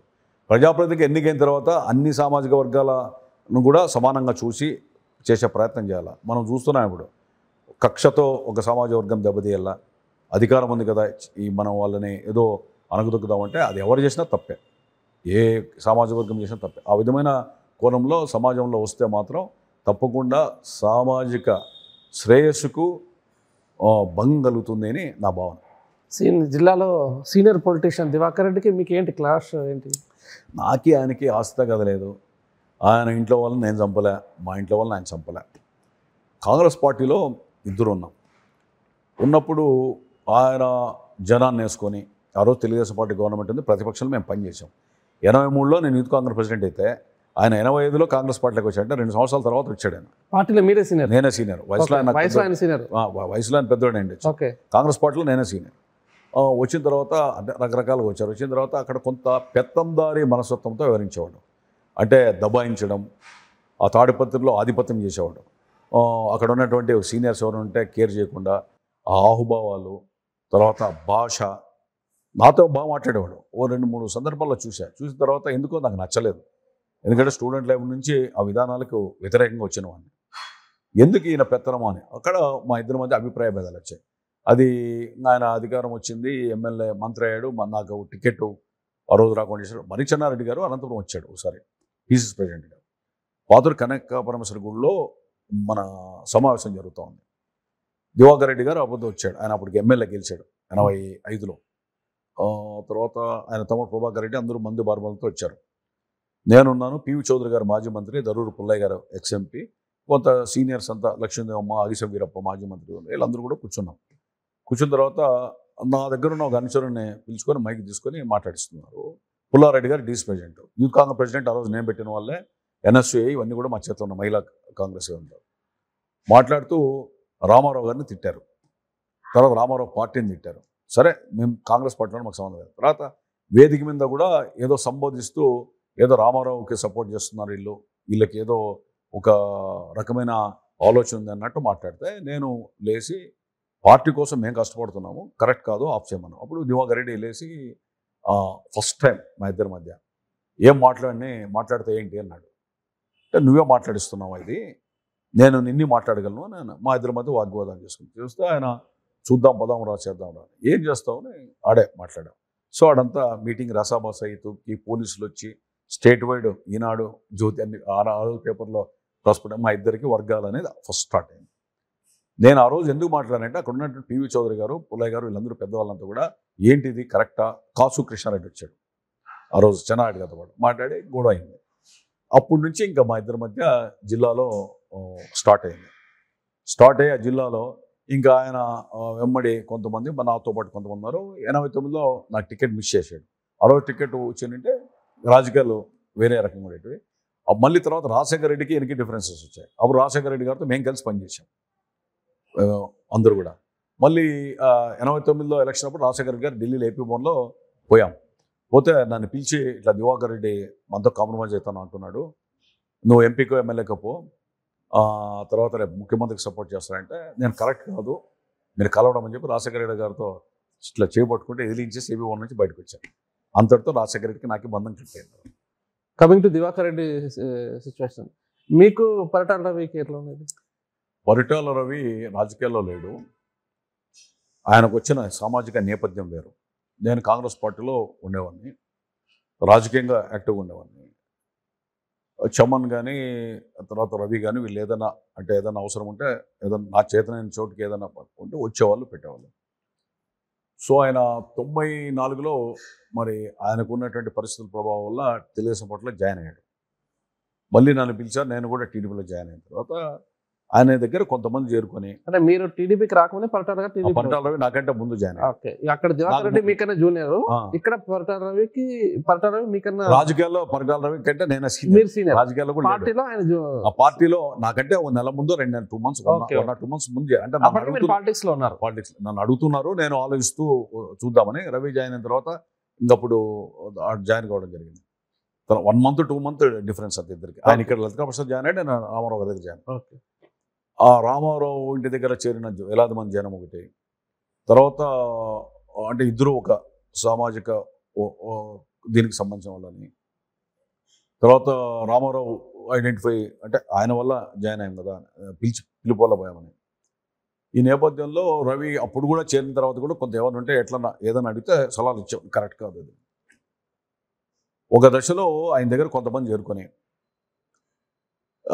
ఈయనకి ఎమ్మెల్యేగా వద్దు, రాజకీయంగా ఎప్పుడైనా మనకు అడ్డు అనేది బాగా నూరి పోసినట్టుంది. ఓకే. సో తర్వాత నాకేం గౌరవం ఇచ్చేవాడు, చనిపోయేవారు కూడా అన్న, నాకంటే 4 ఏళ్ళు పెద్దోడు, నన్ను అన్న అనే పిలిచేవాడు. ఓకే. అందరూ నేను రవి అనే పిలిచేవాడిని. ఒక 3 ఏళ్ళు నాకంటే 3-4 ఏళ్ళు పెద్దవాడు వయసులో. ఎట్లా పిలుస్తున్నా అట్లా పిలిచేవాడు, జిల్లాలో అందరికీ తెలుసు.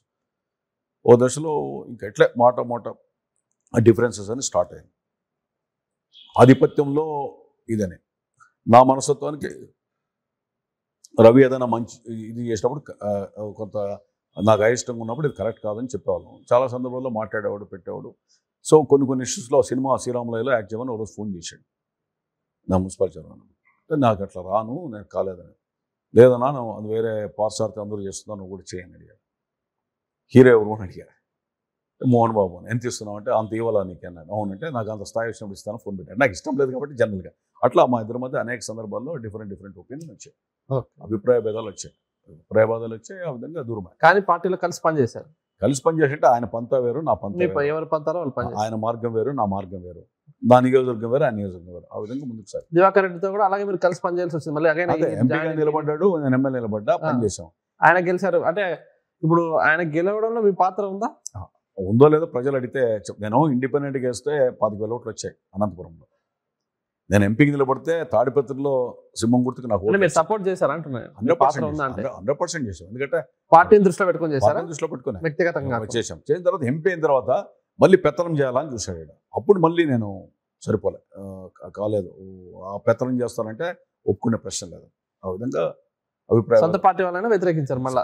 అంతే కదా, స్వేచ్ఛ ఉండాలి కదా, స్వేచ్ఛ ఉండాలి. ఎవడో బందీగా పనిచేయి, బానిసగా పనిచేయి అంటే రాజకీయాల్లో ఎందుకు రావాలా? ఇప్పుడు పక్కింట్లో ఏదో జరుగుతుందని చెప్పి బోల్ట్ వేసుకొని మన ఇంట్లో ఉన్నామనే భయంతో బతకడానికి రాజకీయాలకు అవసరమా? వ్యాపారాలు చేసుకోవచ్చు, ఇంకో రకంగా బతకచ్చు. రాజకీయాల్లో నోరిప్పగలిగి మాట్లాడే సత్తా ఉండాలా. చావు అంటావా, రేపు మనం బతుకుంటామో మనకే తెలియదు. దానికి సిద్ధమయ్యే రాజకీయాలకు రావాలి. ఈ రాజకీయ సర్వీసెస్ ఒకవైపు, ఒకవైపు ఉంది కదా, మీకు ఈ డాక్టరేట్ ఎట్లా? ఈ ఫ్యాక్షన్ మీద మగధ్ యూనివర్సిటీ తీసుకున్నా PhD. Factionism it's impact on society అని దాని మీద థీసిస్ రాశారు. ఓకే, ఎన్ని రోజులు పట్టింది మీకు అది రాయడానికి? ఒక 6 months 8 months పైన పట్టింది. దానికోసం ఏమైనా అంటే నేను ఆల్రెడీ పుస్తకం రాసా, దీన్ని రీసెర్చ్ చేయడానికి 2-3 ఏళ్ళు చేసాం, 4-5 ఏళ్ళు చేసాం. ఒక పుస్తకం రాయడానికి ఇది. తర్వాత ప్రొఫెసర్ సపోర్ట్ చేస్తారు కదా, కేస్ స్టడీస్ తీసుకొని రాయాలి, సంపూర్ణంగా రాయగలం. సో నెక్స్ట్ మేము ఎలా చూడొచ్చు ప్రభాకర్ చౌదరి గారిని? ఒక నెక్స్ట్ లెవెల్ ఎలా చూడొచ్చు? ఒక ఎంపీగా చూడొచ్చా, లేక అగైన్ మళ్ళా ఎమ్మెల్యేగా చూడొచ్చా? ఒక వ్యక్తి ఫ్యూచర్ ప్లాన్ ప్రభాకర్ చౌదరి వ్యక్తిగా చూడొచ్చు, నా వ్యక్తిత్వంతో చూడొచ్చు. మేము పాలిటిక్స్ లో చూస్తున్నామండి. పాలిటిక్స్ గా అంటే రేపు ఏమవుతుందో మనకు తెలియదు కదా. ఐఎమ్ ఆస్కింగ్ ఫ్యూచర్ ప్లాన్ ఏంటి? పార్టీ ఏదో ఆదరిస్తే దాన్ని కంటెస్ట్ చేస్తాం. ఓకే, పార్టీ ఎంపీగా వెళ్తే పార్టీకి కూడా నేను ఎక్కడ అవసరమో, ఎక్కడ నాకు బాధ్యతలు ఏ విధంగా ఇవ్వాలని అనుకుంటాడో చంద్రబాబు నాయుడు గారు, ఆ నాయకత్వంలో దానికి పోవడానికి సిద్ధంగా ఉన్నారు. కరెంట్ పాలిటిక్స్ తీసుకున్నా ఇప్పుడు, అంటే స్టేట్ లో ఎలా ఉంది సిచ్యువేషన్? మీరు ఎట్లా ఫీల్ అవుతున్నారు? స్టేట్ సిచ్యువేషన్ నేను ఇంపార్షియల్ గా చెప్పాలంటే చిన్న వయసులో ముఖ్యమంత్రిగా జగన్మోహన్ రెడ్డి గారికి అవకాశం వచ్చింది. చిన్న వయసులో రాజశేఖర రెడ్డి గారు చాలా స్ట్రగుల్ చేస్తే వచ్చింది ముఖ్యమంత్రిగా. లాస్ట్కి ఆయన సర్ప్రైజ్ చేసి కాంగ్రెస్ పార్టీలోనే ఆయన పైకి రాకుండా చేస్తే ఆర్థికంగా ఇబ్బంది పడి రకరకాల కష్టాలతో వచ్చి ఆ కష్టం తెలిసిన వ్యక్తి కాబట్టి కొంత సామాజిక స్పృహ ఉండింది. ఆయన కూడా ఏదైనా కొంత మానవత్వంతో వివరించాడు. అదేవిధంగా తనకున్న కక్ష సాధింపులు రకరకాలుగా ఆ రోజు పరిస్థితుల వల్ల కొన్ని విషయాల్లో సపోర్ట్ చేయాల్సి వచ్చింది. కొన్ని విషయాల్లో ఆయన కూడా ఆఫీసర్ స్ట్రిక్ట్గా చెప్పే పరిస్థితి వచ్చింది. ఇది వేరు. జగన్మోహన్ రెడ్డి గారికి ఇవన్నీ ఏమి కష్టాలు లేకుండా వడ్డించిన విస్తరలా అధికారం వచ్చింది. అంటే ప్రతిపక్ష నాయకుడు అయ్యాడు, ఎంపీగా అయ్యాడు, అన్ని రకాలుగా అవకాశం వచ్చిన తర్వాత ఆయనకి చంద్రబాబు నాయుడు గారి మీద ఉన్నటువంటి బాధ, తర్వాత లేదా తెలుగుదేశం పార్టీ మీద ఉన్నటువంటి దీంతో ఒక వర్గ కక్షిదారుడుగా అనేక విషయాల్లో బిహేవ్ చేస్తున్నాడు. అది కరెక్ట్ కాదు. ఎందుకంటే you are A chief minister of this Andhra Pradesh. నువ్వు చీఫ్ మినిస్టర్గా ఎంటైర్ స్టేట్కి చీఫ్ మినిస్టర్ కానీ ఒక పార్టీకి కాదు, వైఎస్ఆర్సీపీకో లేదా కొన్ని వర్గాలకు కాదు, కొన్ని మతాలకు కాదు, అందరినీ కూడా సమభావంతో చూడాలా. రాజకీయ ప్రయోజనాల కోసం ఏమన్నా ఉంటే నీ పార్టీకి చేసుకో. ఒక అధికారుల విషయాల్లో కానీ లేదా అవకాశాల విషయాల్లో కానీ కాంట్రాక్ట్ బిల్లుల విషయంలో కానీ లేదా ఆస్తుల అంటే ఇతరత్ర విషయాల్లో కానీ ఎందుకో ఒక పక్షపాతంగా చేస్తున్నాడు అనేటువంటి ఆరోపణలు అతనికి అధికంగా ఆంధ్రప్రదేశ్లో వస్తూ ఉన్నాయి. కొన్ని సందర్భాల్లో నిజమా అనిపించే పరిస్థితి వస్తూ ఉంది. అది రాజకీయంగా జగన్మోహన్ రెడ్డికి కానీ వైఎస్ఆర్సీపీ పార్టీ కానీ సరైంది కాదు, మంచిది కాదు కూడా. ఈ సాంప్రదాయం భవిష్యత్తులో కూడా వేరే వాళ్ళు అందిపుచ్చుకుంటే ఆ మార్గంలో పోతే ఆంధ్రప్రదేశ్ని డెవలప్మెంట్ ఎందుకు జరుగుతుంది? ఆంధ్రప్రదేశ్లో ఇదేదో ఎవరి ప్రభుత్వం ఉంటే వాందే అని చెప్పి పొరుగు రాష్ట్రాలు పోయి వ్యాపారాలు చేస్తే ఇక్కడ డెవలప్మెంట్ రాదు కదా. సంపద ఎట్లా వస్తుంది? తర్వాత వెల్ఫేర్ ఎక్కడ ఉంటుంది? వెల్ఫేర్కి డబ్బులు ఎక్కడి నుంచి వస్తాయి? ఫస్ట్ కావాల్సింది ప్రజలకు రక్షణ కావాలా. ఈ సామాజిక సాంఘిక సంక్షేమం కంటే సమాజ పరంగా రక్షణ అనేది ప్రజలకు ఇవ్వాలి. సామాజిక భద్రత అనేది రావాలా. ఆ భద్రత కోసం ఏం చేయాలా? పారిశ్రామికవేత్తలకు భద్రత ఇవ్వాలా, అదేవిధంగా ఆ ఉద్యోగస్తులకు భద్రత ఇవ్వాలా, ప్రతిపక్ష పార్టీలకు కూడా భద్రత ఇవ్వాలా, భరోసా ఇవ్వాలా, మిగిలిన సామాజిక సేవా సంస్థలు కావచ్చు, ప్రజా సంఘాలు కానీ ఇవ్వాలా, రక్షణ ఇవ్వాలా. బయట నుంచి వచ్చే పెట్టుబడిదారులు కూడా మనము రక్షణ కల్పిస్తామన్నా. మా దగ్గర అనంతపురంలో ఈరోజు జాకీ అనేటువంటి సంస్థ వెళ్ళిపోయింది. దానికి ఎందుకు పోయిందో ఇంతవరకు జగన్మోహన్ రెడ్డి గారు మాట్లాడంలా. సో ఇండస్ట్రీస్ రావాలా. సో మేము ఉన్నాము అని ఎవరు ప్రెజర్స్ వల్ల పోతున్నాయి, ఎందుకు పోతున్నాయి అనేటువంటిది భగవంతుడిగా తేలాలి. సో అట్లా ఒక సామాజిక పరంగా ముఖ్యమంత్రిగా తన బాధ్యతలు ఉన్న విస్తృతమైన అధికారాలు ఉన్నాయి కాబట్టి విస్తృతమైనటువంటి ఆలోచన, విశాలమైన హృదయంతో కూడా వ్యవహరించాల్సిన పరిస్థితి ఉంది. చంద్రబాబు నాయుడు గారిని చూసాం ముఖ్యమంత్రిగా. కియా పరిశ్రమ పెట్టినప్పుడు ఎవరైనా ఎమ్మెల్యేలు మీరు ఉద్యోగాలు చెప్పొద్దండి, కాంట్రాక్ట్లు ఇవ్వద్దండి అని. మీకు చిన్నది ఒకటి ఎగ్జాంపుల్ చెప్తారంటే చంద్రబాబు నాయుడు గారికి ఈయనకున్న తేడా. ఒకప్పుడు కాంట్రాక్ట్ టెండర్లు రాజకీయ నాయకులు దౌర్జన్యంగా పోయి ఎమ్మెల్యేలుగా నిలుగానే పెత్తనం చేసి ఎవరిని టెండర్ అనకుండా ఎక్సెస్ రేట్స్ వేసి రాయలసీమలో టెండర్లు వేసేటువంటి పరిస్థితి. అంటే అది 50 కోట్ల వర్క్ అయితే 70 కోట్లకు వేసుకోవడం, ఆ సింగిల్ టెండర్ని అమ్ముకోవడం, డబ్బులు సంపాదడం, అక్రమంగా ఇమీడియట్గా తక్షణం వచ్చే డబ్బులు అవే ఎవడో కాంట్రాక్టర్కి ఇవ్వడం ఈ విధంగా జరిగేటువంటిది. కాంట్రాక్టర్ ముందే మాట్లాడుకొని వేయడం. ఇవి తెలుగుదేశం ప్రభుత్వంలో జరిగాయి, అన్ని ప్రభుత్వాల్లో జరిగాయి. చంద్రబాబు నాయుడు గారు ముఖ్యమంత్రికి వచ్చిన తర్వాత ఎస్పీ బంగ్లాలో ఒక టెండర్ బాక్స్ అయ్యండి, హైదరాబాద్ లేండి అని చెప్పి దాన్ని డివిజన్ చేసి ఎవరైనా ఎక్కడైనా వేసుకోవచ్చు అనేటువంటిది తీసుకెళ్ళి, అంటే రాను రాను కాలక్రమేణా ప్రభుత్వ ఆదాయానికి గండు కొట్టేటువంటి ఈ దౌర్జన్యపర శక్తులు ఏవైతే ఉన్నాయో ఆ శక్తులను అరికట్టాలని చెప్పి ప్రయత్నం చేశారు. అట్లా ప్రయత్నం చేయడం వల్ల కొంత ప్రజల్లో కాంట్రాక్టర్లు కూడా ఒక భద్రత వచ్చింది. బిజినెస్ పీపుల్ ఎవడన్నా ఇండస్ట్రీ పెడితే మేమున్నా, మా పొలిటికల్గా ఎవడన్నా ఇన్వాల్వ్ అయితే నేను చూసుకుంటాను. అట్లా రకరకాలుగా తీసుకున్న నిర్ణయాల వల్ల మార్పు వల్ల వచ్చింది. ఈరోజు జగన్మోహన్ రెడ్డి గారు దీంట్లో ముఖ్యమంత్రి స్పందించడు, మాట్లాడు, ఎక్కడన్నా అన్యాయం జరిగితే కరెక్ట్ కాదండు. తర్వాత తానే కొంత ప్రేరేపించే రీతిలో, ప్రొవోకేట్ చేసే రీతిలో మాట్లాడుతూ ఉంటే కింది వాళ్ళు యథారాజా తథా ప్రజ ఆ విధంగా పోయేటువంటి పరిస్థితి వచ్చింది. ఇది ఈ రాష్ట్రంలో రాజకీయంగా పరంగా కాదు, సామాజిక పరంగానే లేదా భవిష్యత్ తరాలు కానీ ఇది భయాందోళనలతోనూ భయానకమైన పరిస్థితులు వస్తాయన్నట్టు భయం అందరిలో నెలకొని ఉంది. ఇది మంచి సాంప్రదాయం కాదని నా అభిప్రాయం. అంటే ఇప్పుడు స్టేట్లో అధికార పక్షం వాళ్ళు చేస్తున్న యాక్టివిటీస్ కొన్ని ఉంటాయి. సో ప్రతిపక్షంగా మీరేంటి, మీ యాక్టివిటీ అంటే మీ పాత్ర ఎట్లా ఉంది? అంటే క్రియాశీలకంగా ఉందా? ప్రతిపక్షం పాత్ర ప్రతిపక్షం నిర్వహిస్తూ ఉంది, కానీ ప్రతిపక్షం కూడా ప్రశ్నించకూడదు, మీ గొంతు నొక్కేస్తాం అనేది సరైంది కాదు. ఎందుకంటే ఎవరైనా మాట్లాడచ్చు. జగన్మోహన్ రెడ్డి గారు ప్రతిపక్ష నేతగా ముఖ్యమంత్రిని నడు రోడ్లో ఉరి తీయండి, చెప్పుతో కొట్టండి, కాల్చి పారేయండి, ఇవన్నీ మాట్లాడాడు. ఆ రోజు తెలుగుదేశం పార్టీలో ఎవరు కూడా కేసులు పెట్టలే. ఆయన మాట్లాడే తప్పు అనేది ప్రతి వాళ్ళు అనుకున్నారు తప్ప ఆ తప్పును తప్పుగా చూశారు. సరే అధికారంలోకి వచ్చాడంటే అది యాక్సెప్ట్ చేశారు, అది డిఫరెంట్ ఇష్యూ. అంత వయసులో ఉన్న వ్యక్తిని ఇట్లా మాట్లాడే కరెక్ట్ కాదని. అట్లా ఆయన భాష ప్రయోగించినటువంటి ఆ బూతులు ఇవన్నీ ఏవైతే ఉన్నాయి, ఈరోజు ప్రభుత్వంలో కూడా కొడాలి నానినో వీళ్ళంతా మాట్లాడే భాష చూస్తూ ఉంటే అసెంబ్లీలో కూడా ఈ విధమైనటువంటి బయట లోపల అసహ్యం వేసేటువంటి పరిస్థితి. దీన్ని నివారించాలి. అది ఏ పార్టీ వాళ్ళు మాట్లాడినా తప్పే. ఆ విధంగా నివారించడానికి ప్రయత్నం చేయకపోవడం, ఇంకా అలాంటి వాళ్ళకి ప్రమోషన్స్ ఇచ్చి ఇంకా నీకు పదవులు కట్టబెడతారంటే ఓహో ఇది బాగుందేమో అని చెప్పి ఆ విధమైనటువంటి ఆలోచనతో పోయేటువంటి పరిస్థితి వస్తే మాత్రం రేపొద్దున కూడా ఏమైనా ప్రభుత్వాలు మారితే ఈ యొక్క భయంకరమైనటువంటి పరిస్థితి వస్తాయేమన్న భయం అలాంటి వల్ల కలుగుతూ ఉంది. కమింగ్ టు టీడీపీ, ఇప్పుడు చంద్రబాబు నాయుడు గారు ఏజ్ అయ్యింది అంటాను, మీరు అన్నట్టుగా సీనియర్ లీడర్ అయ్యారు, సీనియర్ పొలిటీషియన్ అయ్యారు, ఈయన యంగ్స్టర్గా ఉన్నారు. సో కమింగ్ టు లోకేష్ ఏమైనా హ్యాండ్ అవుట్ చేసుకొని ముందుకు తీసుకెళ్లే సిచ్యువేషన్ ఏముందా? అంటే మీకు పార్టీలో మీరు ఉన్నారు కాబట్టి చాలా దీర్ఘకాలికంగా మీకు ఏమైనా? ఇప్పుడు లోకేష్ బాబు పార్టీ పరంగా పనిచేస్తున్నాడు, ముఖ్యమంత్రి చంద్రబాబు నాయుడు గారి కుమారుడు. సో మన మంత్రిగా కూడా పనిచేశాడు. సో ప్రభుత్వంలోనూ పార్టీలలో కూడా ఆయన పనిచేస్తున్నాడు. భవిష్యత్తులో తనకు తానుగా బాగా చేస్తున్నాను నిరూపించుకుంటే ప్రజలు యాక్సెప్ట్ చేసే పరిస్థితి వస్తుంది.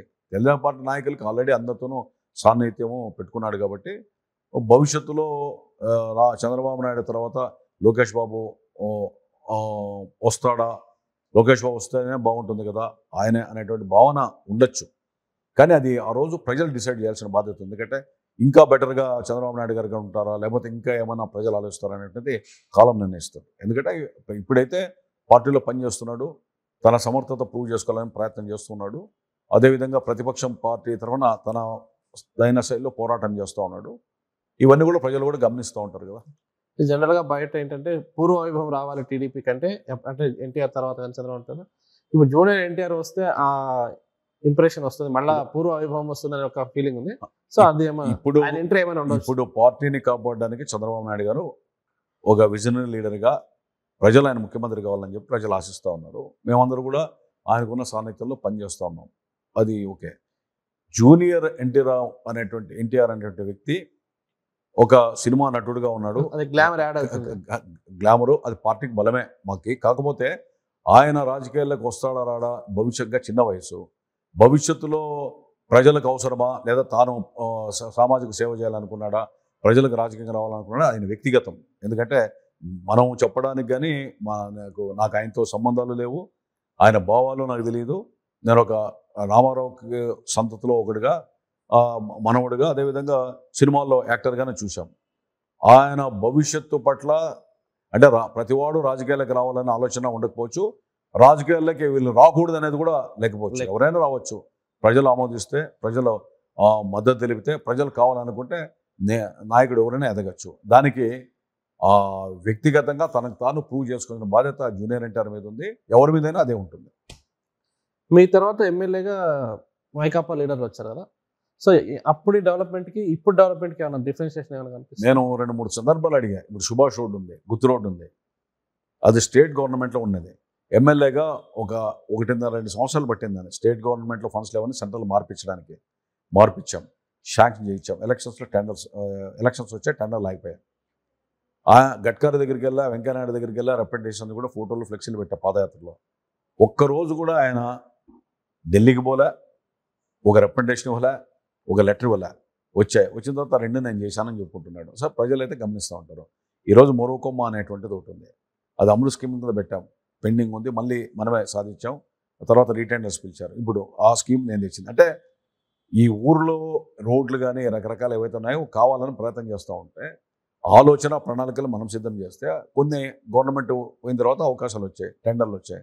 మీరు అధికారంలో ఉన్నప్పుడు రిప్రజెంటేషన్ ఇచ్చారు, నేను ఓపెన్ ఛాలెంజ్ ఎక్కడ నేను కరస్పాండెంట్ చేసి గుత్తు రోడ్డు కానీ గుత్తు రోడ్డు కలెక్టర్ ఆఫీస్ వరకు ఇదంతా కూడా తీసుకొని వచ్చాం. సో ప్రతి రోడ్లో మన శ్రమ ఉంది, మచ్చుకు కూడా ఆయన కష్టపడ్డాడు అనేది ఆయన చెప్పడం. రెండవది వేరే వాళ్ళతో నన్ను ఎందుకు చెప్తానో నేను క్యాష్ చేసుకో మంచిదే. కానీ ఏదైనా ఒక్కటి అనంతపురంలో అంతకుముందు 15 సంవత్సరాలు ఎంపీగా ఉన్నప్పుడు మీరు సాధించింది ఏం లేదు. ఆ స్కీములు తేలే, మరి ఆయన 6 నెలలు అండర్గ్రౌండ్ డ్రైనేజ్ చేస్తానన్నాడు. మరి ఇప్పుడు 3.5 సంవత్సరం అవుతుంది. మరి అండర్గ్రౌండ్ డ్రైనేజ్ జగన్మోహన్ రెడ్డి పట్టుకొని తేవచ్చు కదా, ఎందుకు తేలేదు? ఈ ఎక్కడ తీసుకొని వచ్చారు? మాట్లాడితే అమ్మ ఒడి అదొక అరిగిపోయిన రికార్డు లాగా చెప్తానే ఉన్నారు సంక్షేమ పథకాలని. ఎక్కడైనా గుంతలకు మట్టేసేటువంటి పరిస్థితి ఉందా? ఎక్కడైనా ఇస్తున్నారా? కాంట్రాక్టులు చేస్తే వాళ్ళ గవర్నమెంట్ బిల్లులు ఇస్తున్నారా రాష్ట్రంలో ఎక్కడైనా? ఇవన్నీ అన్ని పక్కన పెట్టేసి ఏదో మభ్యపెట్టి పోదాం అనుకుంటున్నారు. రేపు ప్రజలు డిసైడ్ చేసుకోవాలి ఏంటి అనేది. అంటే కొన్ని మహానగరాల్లో కావచ్చు, చిన్న చిన్న పల్లెల్లో కావచ్చు, ఎంత విలువైన భవనాలైనా కూలగొట్టి రోడ్డు డివైడింగ్ చేస్తున్నారు. సో ఇప్పటికీ ఈ పట్టణంలో పాత ఊర్లో గాంధీ బజార్ అక్కడ ఎందుకు అది చేయలేకపోతున్నారు? నేను ఊరు పుట్టినప్పుడు అంటే ఇప్పుడు మీరు బెంగళూరు వెళ్తే ఆర్టీ నగర్ ఉంది, మల్లేశ్వరం ఉంది. ఊరు పుట్టినప్పుడు రోడ్లు ఆ వెడల్పు చేయాలంటే ప్రైవేట్ సైట్స్ ఓనర్లను పిలిపించి ఒప్పించిన తర్వాత కాంపెన్సేషన్ వల్ల ఇవ్వకుండా అధికారం ఉంది కదా మొత్తం కొట్టేస్తామంటే కరెక్ట్ కాదు అని చెప్పాను. అందుకనే నేనేం చెప్పాను, ఆల్టర్నేటివ్ రోడ్స్ చెరుకట్ట మీద రోడ్డు తెచ్చాం. ఇప్పుడు మీకు ఏదో బిగినింగ్లో అని చెప్పాను. ఓకే, చెరుకట్ట దగ్గర నుంచి మళ్ళీ తాడిపత్రి బస్ స్టాండ్కి, ఆ తాడిపత్రి నుంచి వచ్చే వెహికల్స్కి డైవర్ట్ చేయడానికి అక్కడ ఎన్టీఆర్ మార్గాన్ని పెట్టాం. ఈ విధంగా రింగ్ రోడ్ ఒకటి ప్రపోజల్ తీసుకొని శాంక్షన్ చేసాం. ఇప్పుడు అది పెండింగ్లో ఉంది, అది చేయాలా. ఇవన్నీ అంటే ఆల్టర్నేటివ్ అరేంజ్మెంట్స్, ఆల్టర్నేటివ్ రోడ్స్ తీసుకొని వస్తూ దీనికి నష్టపరిహారం ఇస్తే బాగుంటుంది. నష్టపరిహారం ఇవ్వకుండా కొడితే వాళ్ళు వీధుల పాలన పడతారు, జీవితకాలం బాధపడతారు మన మీద అని చెప్పాం. ఎన్క్రోచ్మెంట్ ఉంటే తీసేయచ్చు, కానీ ఎన్క్రోచ్మెంట్ లేకుండా ప్రైవేట్గా వాళ్ళు ఎప్పుడో ఊరు పుట్టినప్పుడు కట్టిన ఇళ్ళని పడగొడతారంటే ఆ పాత స్థితిలో అవసరం టచ్ చేస్తే మొత్తం బిల్డింగ్ కూలిపోతుంది. జీవితకాలంలో వాళ్ళ శాపనార్థాలు మేము భరించాలా. అందుకని ఒక పద్ధతిగా చేద్దాం, అధికారంలో పెట్టంటే లేదు నేనే చేస్తాను ఒక వ్యక్తి అన్నాడు. అది కరెక్ట్ కాదు, వాళ్ళు పోయి కోర్టుకు పోయి స్టే తెచ్చుకున్నారు, పెండింగ్ ఉండిపోయినాయి. ఇప్పుడు మరి అది అధికారం ఇదే మా ఎమ్మెల్యే గారు ఉన్నారు. ఇప్పుడు గాంధీ బజార్ కొట్టమనండి, ఎందుకు కొట్టడంలా? అవకాశం వచ్చింది కదా, అవకాశం వచ్చి చేయలేక. అంతకుముందు కావాలన్న ఆయన అల్లుడే కదా ఈయన. అంతకుముందు ఆయన గాంధీ బజార్ అడలు కానీ మా రాజకీయ నాయకుడు పెద్ద మనిషి చెప్పాడు, ఆయనకి అల్లుడే, సంబంధాలు ఉన్నాయి, బంధువులు. ఈయన కూడా ఎంతమంది ఎంపీగా ఉన్నాడు. గాంధీ బజార్ కావాలని వీళ్ళు మాట్లాడారు. ఇప్పుడు కొడితే ఎవరన్నా నేనేమో అడ్డపడుతున్నానా? గాంధీ బజార్ మొత్తం గాంధీ బజార్కి ఊరంతా కొట్టేయండి మేము వద్దంటున్నాం. అంటే అధికారం ఉన్నప్పుడు ఒకటి, అధికారం లేనప్పుడు ఒకటి మాట్లాడుకున్నాను. నేను ఆ రోజు కూడా నష్టపరిహారం ఇచ్చి కొట్టమన్నా ఈ రోజు అది చెప్తున్నా. అంతేగాని ఆ దొంగ తిరుగుడుగా లేదా 2-4 ధోరణులతో మాట్లాడేది సరైనది కాదు రాజకీయ నాయకులకి. ఒక ఆయన మంత్రి ఉన్నాడు R&B మినిస్టర్గా, అప్పుడు నువ్వు ఎందుకు తీసుకు R&B రోడ్డు కదా ఎందుకు మార్చేలా? 120 కోట్లు నష్టపరిహారం వల్ల ఎక్కడి నుంచి వస్తాయి డబ్బులు? ఓ పేపర్ పట్టుకొని ఇద్దాం అంటే డబ్బులు పడాలి కదా, బ్యాంకులో వాళ్ళ అకౌంట్లో డబ్బులు పడాలి కదా. అది జరిగింది. ఏంటి ఫ్యూచర్ తర్వాత రోడ్లు, కొత్త రోడ్లు వేసింది నేను. నీలం సంజీవ్ రెడ్డి గారి ఇంటి దగ్గర జన్మభూమి రోడ్డు అయినా వేయించా, నీరు చెట్టు రోడ్డు మనం వేయించాం. అనంతపురం నుంచి గుత్తు రోడ్ బస్ స్టాండ్కి దారి లేదా, బస్ స్టాండ్ రోడ్డు మున్సిపాలిటీ నేనేసా. మా సూర్యనగర్ రోడ్డు అని చెప్పి ఇక్కడ త్రివేణి నుంచి ఇట్లా మొత్తం రోడ్డు అది నేనే వేసా. అక్కడ ఉన్న వాళ్ళందరూ కూడా మార్చేసి, తర్వాత చెరుకట్ట మీద రోడ్డు మనం వేసాం, కలెక్టర్ హౌస్ పక్కన రోడ్డు మనం, కొత్త రోడ్లన్నీ కూడా నేనే వేసాను. ఏంటి ఫ్యూచర్ ప్లాన్ ఏంటి? ఎగ్జాక్ట్లీ ఏంటి? నేను ఎలా ముందుకు వెళ్దాం అనుకుంటున్నాను? భవిష్యత్ కార్యాచరణ జీవితకాలం బ్రతుకున్నంత వరకు సామాజిక పరంగా నేను ప్రజల్లో ఉంటా. నాకు వీలైనంత మేర సామాజిక స్పృహతో బాధ్యత పనిచేస్తా. రాజకీయ పరంగా వీలైనంత అవకాశాలు వచ్చినప్పుడు రాజకీయ పరంగా దాన్ని మరింతగా ఒక అడిషనల్ టానిక్గా, స్ట్రెంగ్త్గా తీసుకొని సామాజిక పరంగా చేస్తా. రాజకీయ పరంగా అవకాశాలు ఉన్నప్పుడు సామాజిక పరంగా నిరంతరం ఇది ఎవరి కోసమో కాదు, నా ఆత్మతృప్తి కోసం కొనసాగిస్తూనే ఉంటా. భవిష్యత్తులో ఇంకా మరింతగా ఏదైనా సోషల్ సర్వీస్ యాక్టివిటీస్ ఉంటే, నాకేమైనా ఆలోచన వస్తే ఆ పంతాల్లో ముందుకు సాగుతూనే ఉంటాం. ఇంకో విషయం కూడా విన్నాము, కొంతమంది ఆర్ఫన్స్ని పిల్లల్ని చదివిస్తున్నారంట. ఎంతమంది ఉన్నారు? అది నా ఇప్పుడు కొంతమంది డ్రింకింగ్ హ్యాబిట్ ఉంటుంది, కొంతమంది కార్డ్స్ క్లబ్బులకి పోతుంటారు, కొంతమంది ఇంకా రకరకాలుగా పిచ్చాపాటి పోతుంటారు, సినిమాలు థియేటర్ల చుట్టూ పబ్బుల చుట్టూ తిరుగుతూ ఉంటారు. నాకెదుగా అడిక్షన్ ఏంటంటే, చాతన చాటుకి ఎవరో వస్తే అది అనంతపురం రోడా, రాజమండ్రి రోడా, గుంటూరు రోడా, బెంగళూరు రోడా రకరకాలుగా అడుగుతారు.